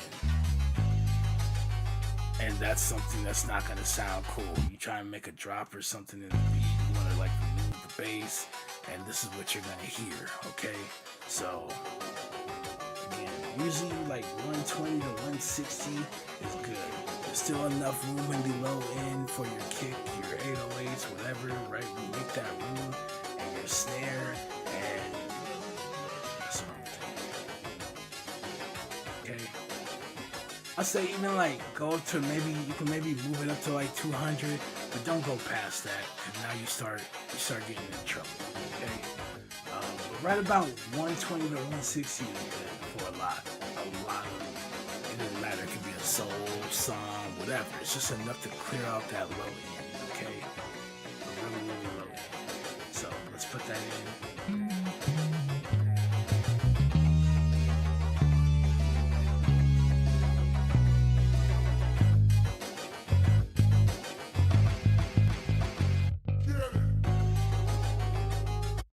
Alright, so again, we're going to do the same thing here. We're going to do a low pass.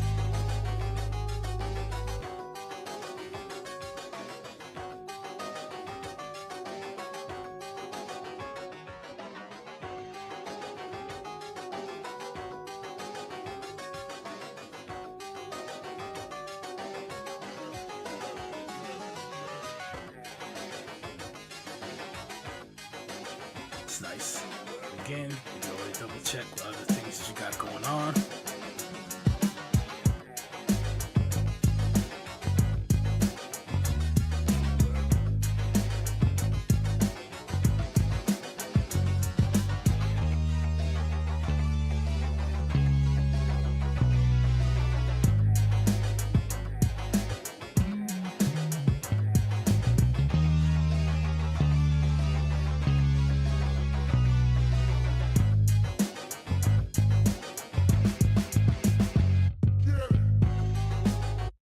Right, it's starting to sound nice, right? Everything's starting to come together. You getting excited. You like, oh, I'm telling you, I got it.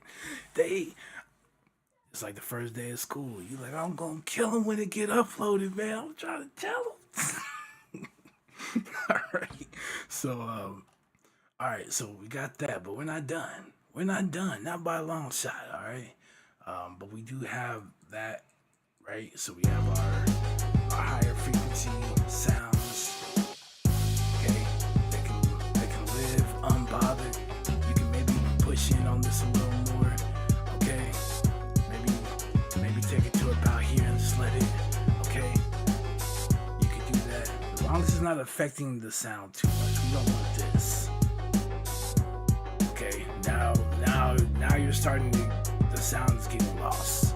Okay, you can't really hear it very clearly. Again, but we're trying to make more room that we can.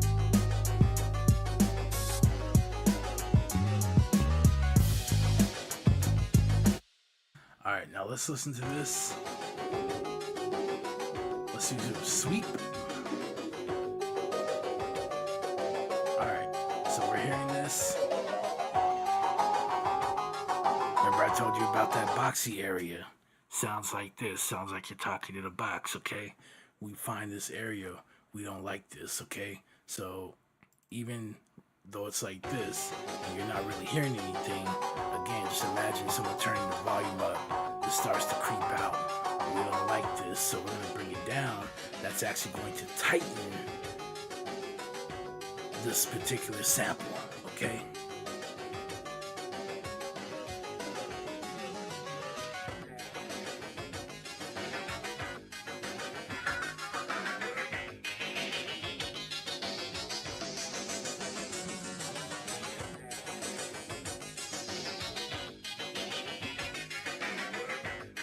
like the sound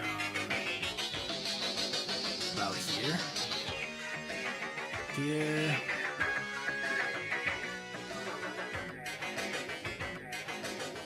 Not too much, so I'm gonna actually bring this down as well. Okay.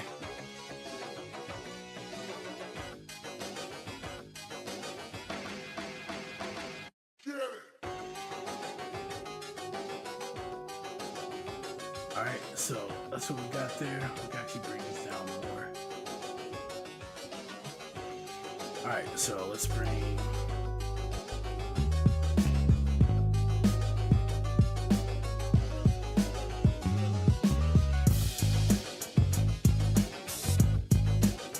Okay, so by tightening that up a little bit more, now it's starting to sound a little nice. And yes, you might have lost what seems like some clarity, okay, but actually didn't. Okay, it does sound like there's a change.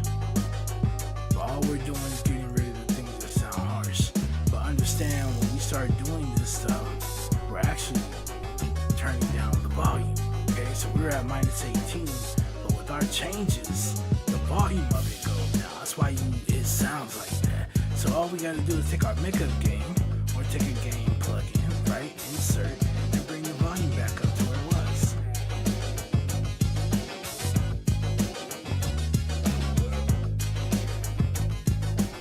Without it, with it. And you actually find it sounds better like this, and there's a little more clarity than the other way around.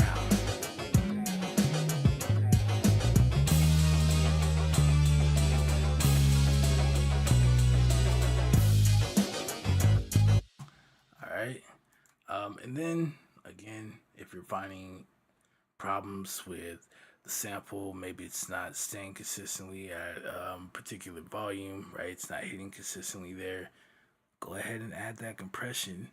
Compress till you can get the volume to maintain somewhere at least close. It doesn't have to hit the same volume every single time, but at least it's close. If you got something peaking at -15 and then some sounds are hitting it like -21, just compress that sucker, okay? Close the gap. That's what the compression's for.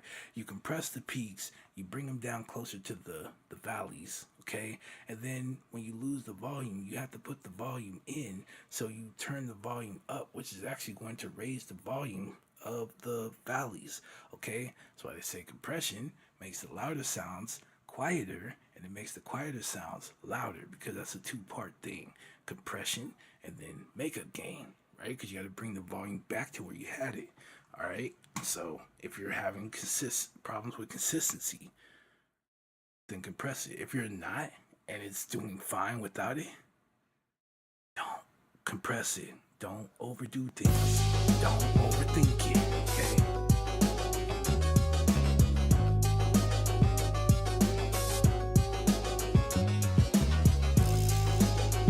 Alright, so I think we got a couple of sounds here, which are basically the guitars. So here we have, there's two instances of the bass guitar. One's playing like a really low, right? And then one's playing kind of like low, but like low mid, okay?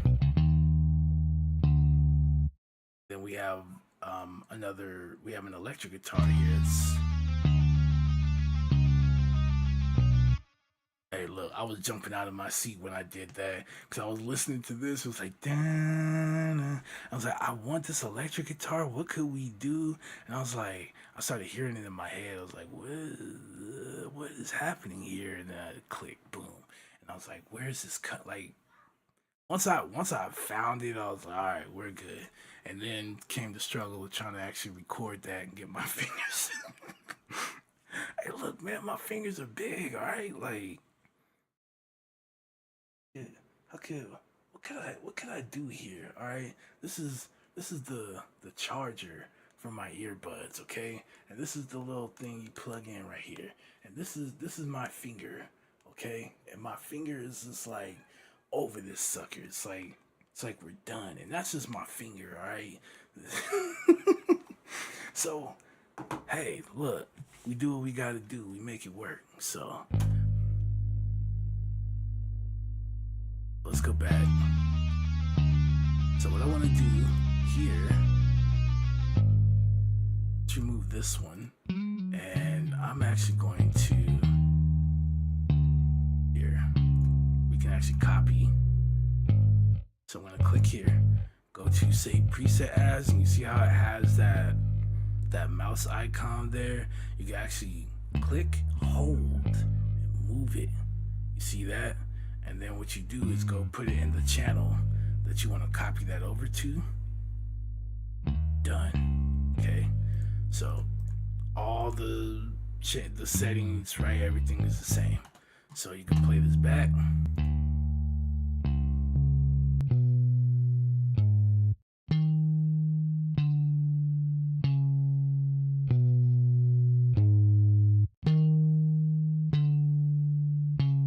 This will make it a little less.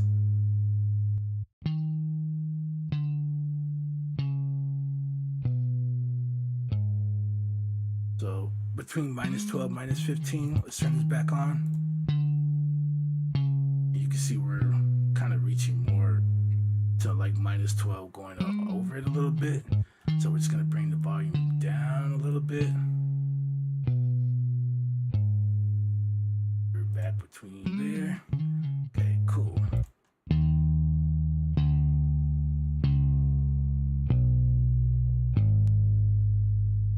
All right, let's add our EQ.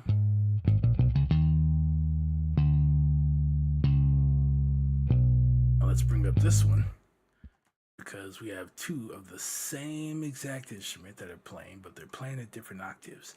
So we can use this to our advantage. One, this isn't playing the super low frequencies like this one is, right?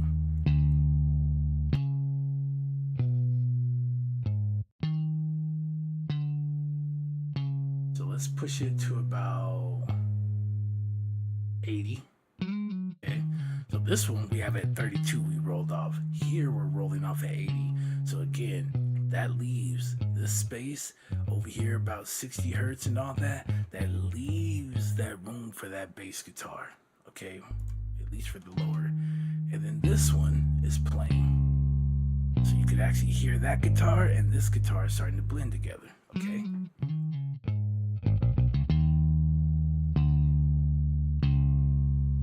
So right here, at about 115, we dipped here to make room because we know we had our kick. Okay, so what we're gonna do is same thing here. Go to that area, drop it.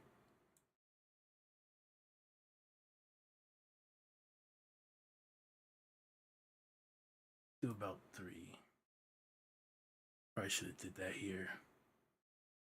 Like 1.5. All right, so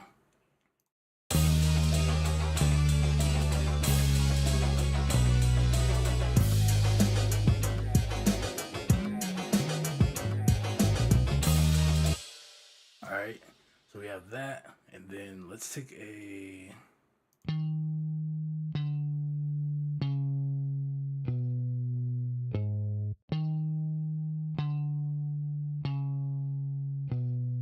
maybe raise it about here. This one.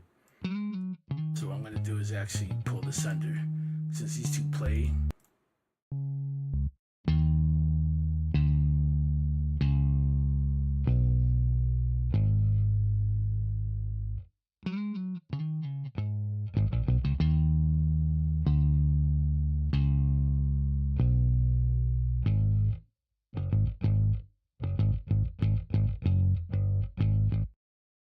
Yeah, nice, right?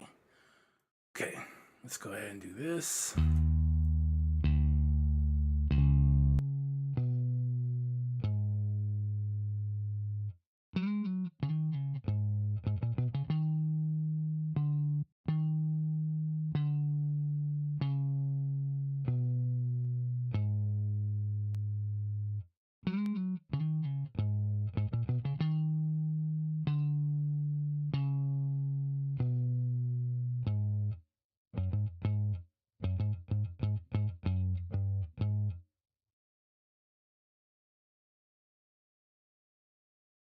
don't think this one's so bad. Let's do this one 1.5.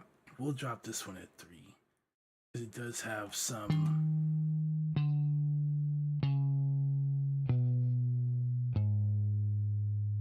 That way it doesn't push it down too far when it gets there.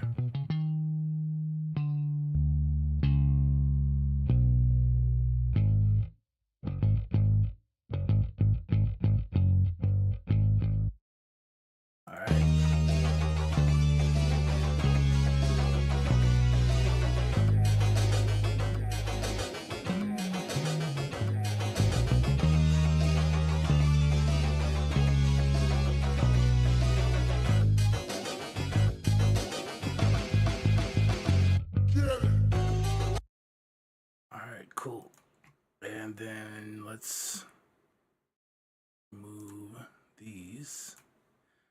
All right, let's take this. I think I actually want to turn this up a little more.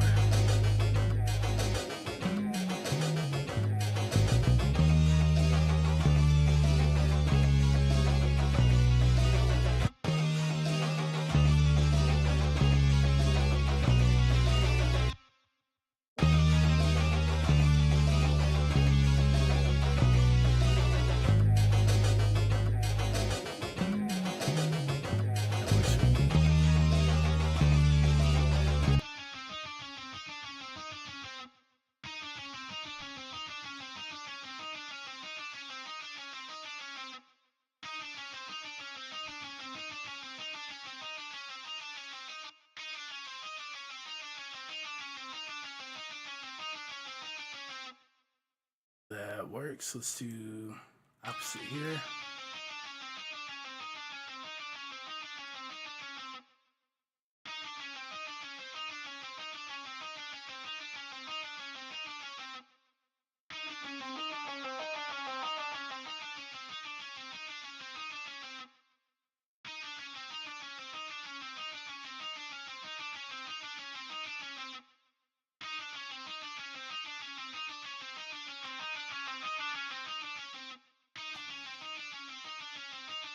Could maybe bring it down just a little bit.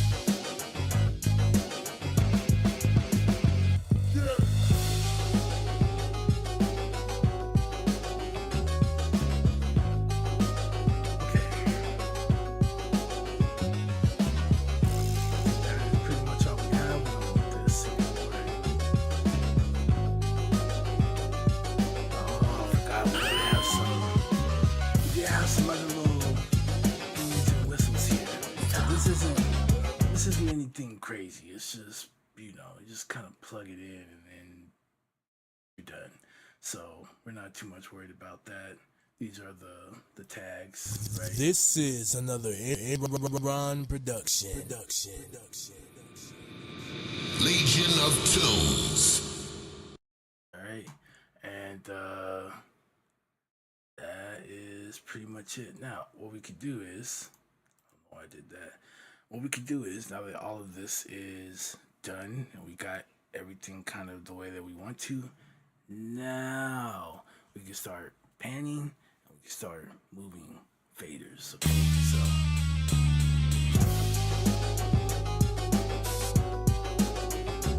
I kind of like my drums. Maybe we can. Another tip I can give you, so when you're using your faders, okay, for every 1 dB you adjust the volume, it accounts for a 3 decibel change in perceived volume. Okay, so you drop this down by 1 decibel, and you almost notice, okay, by like 3 decibels, the sound goes down. So once you have everything already kind of balanced, all we're doing now is we're just slowly moving things. So drop it 1 dB. Listen. Does it sound like it's blending in there well? Do I need to bring it down another dB? Right?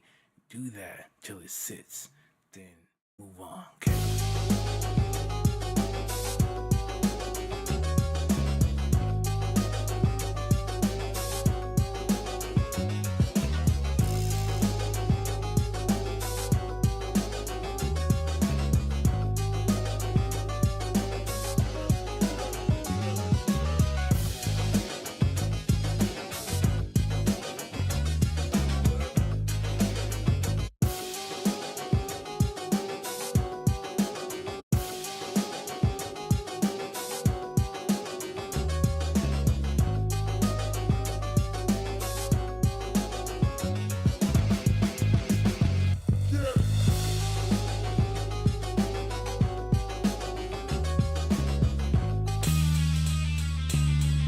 Legion of Two. Oh shoot. What? What did I just do? Legion of Two. Oh no, you gotta be kidding me. You gotta be kidding me. There's no way. There's no way that happened. I just ruined that, didn't I? Oh my goodness, I gotta redo all this stuff. What was I thinking? Let's see.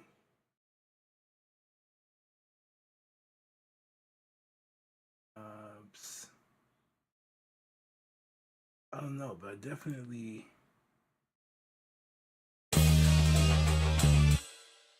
Man, I just ruined all of this, didn't I? Alright, here we go.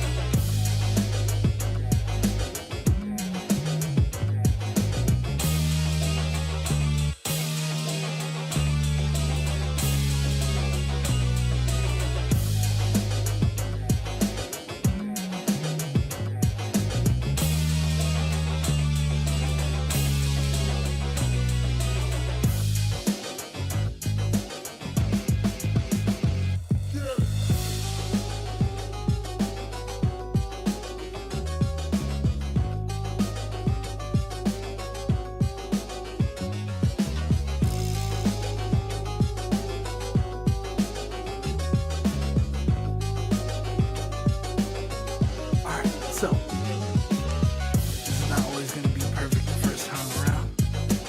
But it's about as close as we're going to get. And then tomorrow when I get up, you know, go walk around, wake up, whatever, right? I can come back to this later, listen to it, use my headphones this time, I'll listen to it through my monitors, any little adjustments I need to make, I'll do that, okay? You're not always gonna get it right. You can get close, but you're usually not gonna get it right the first time, alright?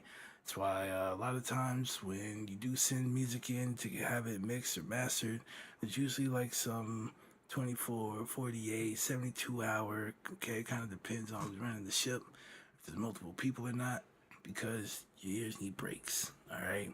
So we can sit here for 2-3 hours, you know, hour at a time, kind of do what we can, go let our ears decompress, come back, do it again, right?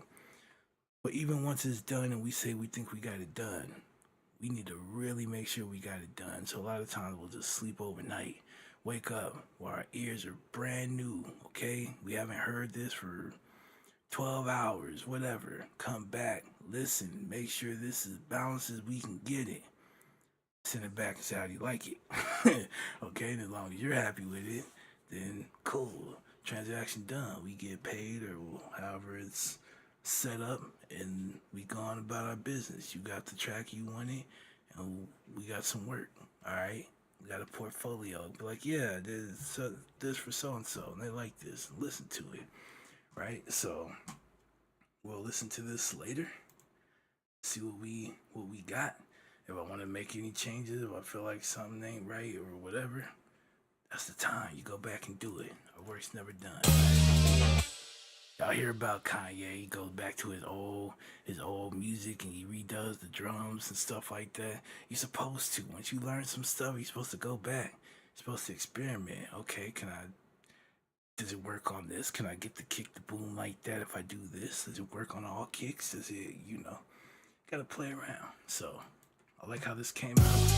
And as long as this is good to go tomorrow, this will be number 9, okay?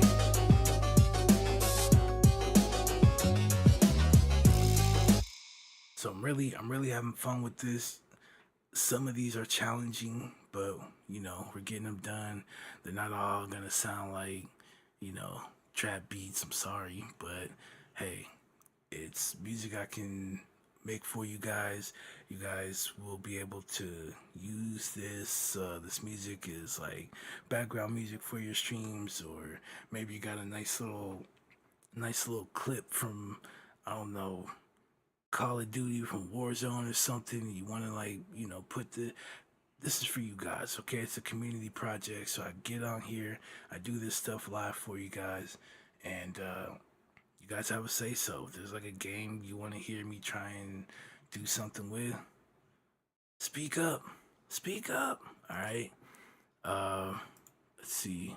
So, of course, this is all mixed. So far, we got this. This is another hit. Alright, so this is from Bomber Cyberfunk. It's a really high energy song. We just kind of half-timed it. And this is a nice little transition going into, okay?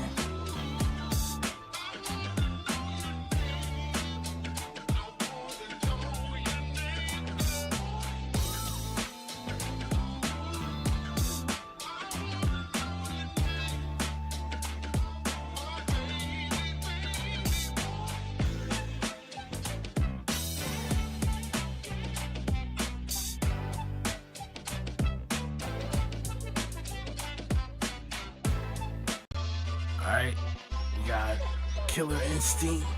My man Saberwolf, he used to terrify me, man.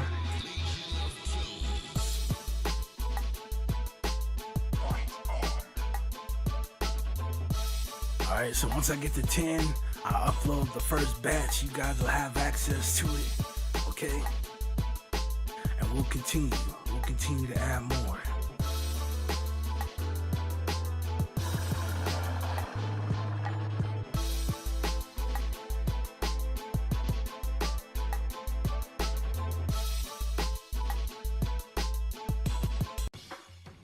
This is from King of Fighters 96.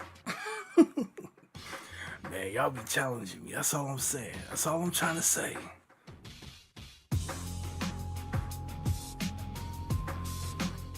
And that was the cool thing. I had a guitar that sounded right. I was able to use the key switches and get that like muted sound from it. It just, oh man, I was like, okay, perfect. All right, it was perfect.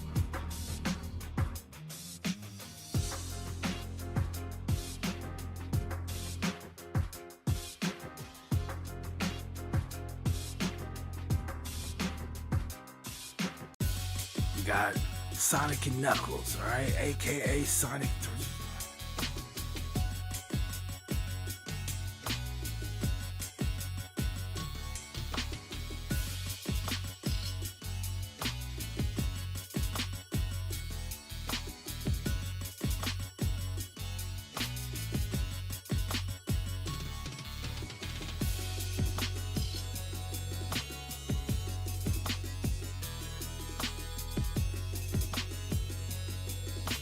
Alright, so we've been pushing these things out, okay? We've been busy.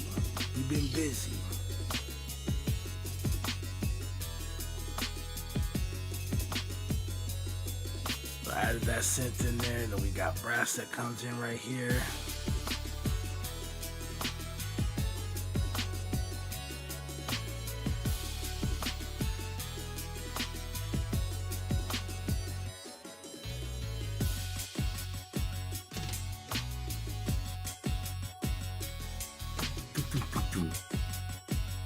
Boom, boom.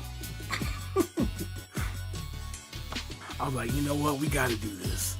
I gotta add that in there. Alright, this is from Streets of Rage 2. Sega Genesis. I love the Genesis, man.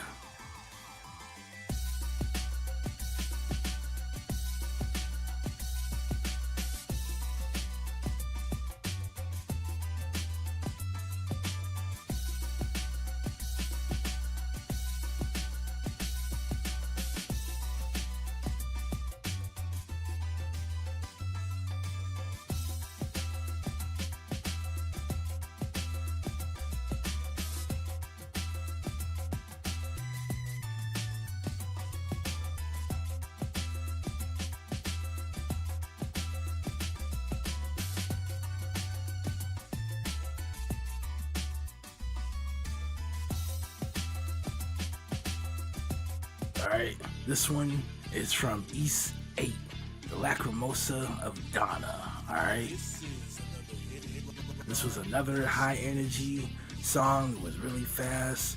We half-timed it, so now it has this kind of like rock ballad kind of thing going on with it. And then of course I got to play the guitar, right? And just like I have fun with this one.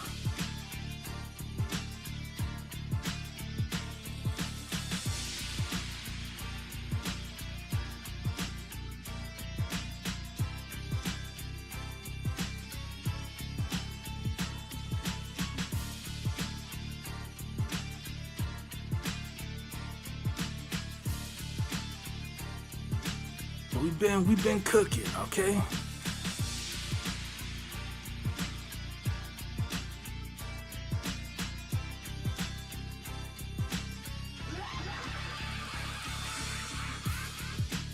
Alright, this comes from I don't know what just happened there, but we definitely messed that up. This one is because it's not in there.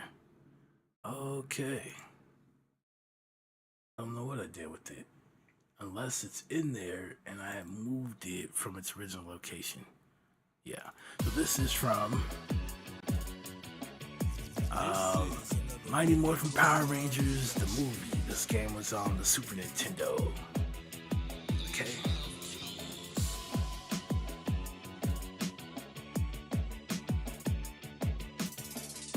Like I said, if I think I could do it, then go for it. Alright? Put me to the test. Be like, hey, try this one. Alright? I got ones that I want to do and I have done. but I'm also willing. If anyone's got a request, I'll try it. Like this one was a request. This one that you're hearing now is a request. The King of Fighters 96 was a request.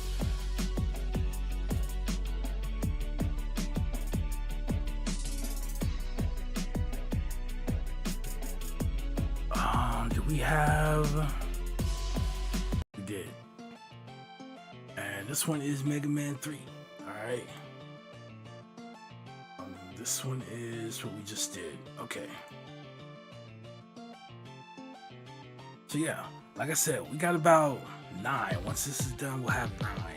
And we'll shoot for one more. I do have one from the original Breath of Fire. I kind of got it. I kind of got the sample the way I wanted to, but I have to figure out the other, and then that can kind of be like our 10, or maybe I really want to do something from Ninja Gaiden, like the retro, like the old school Ninja Gaiden. We'll have to see.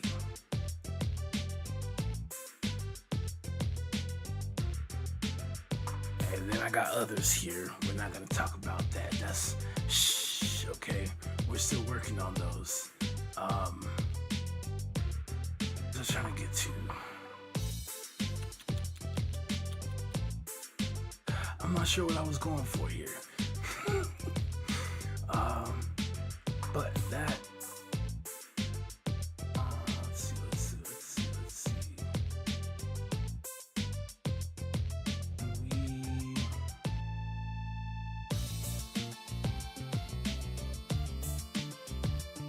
Why not? Why not?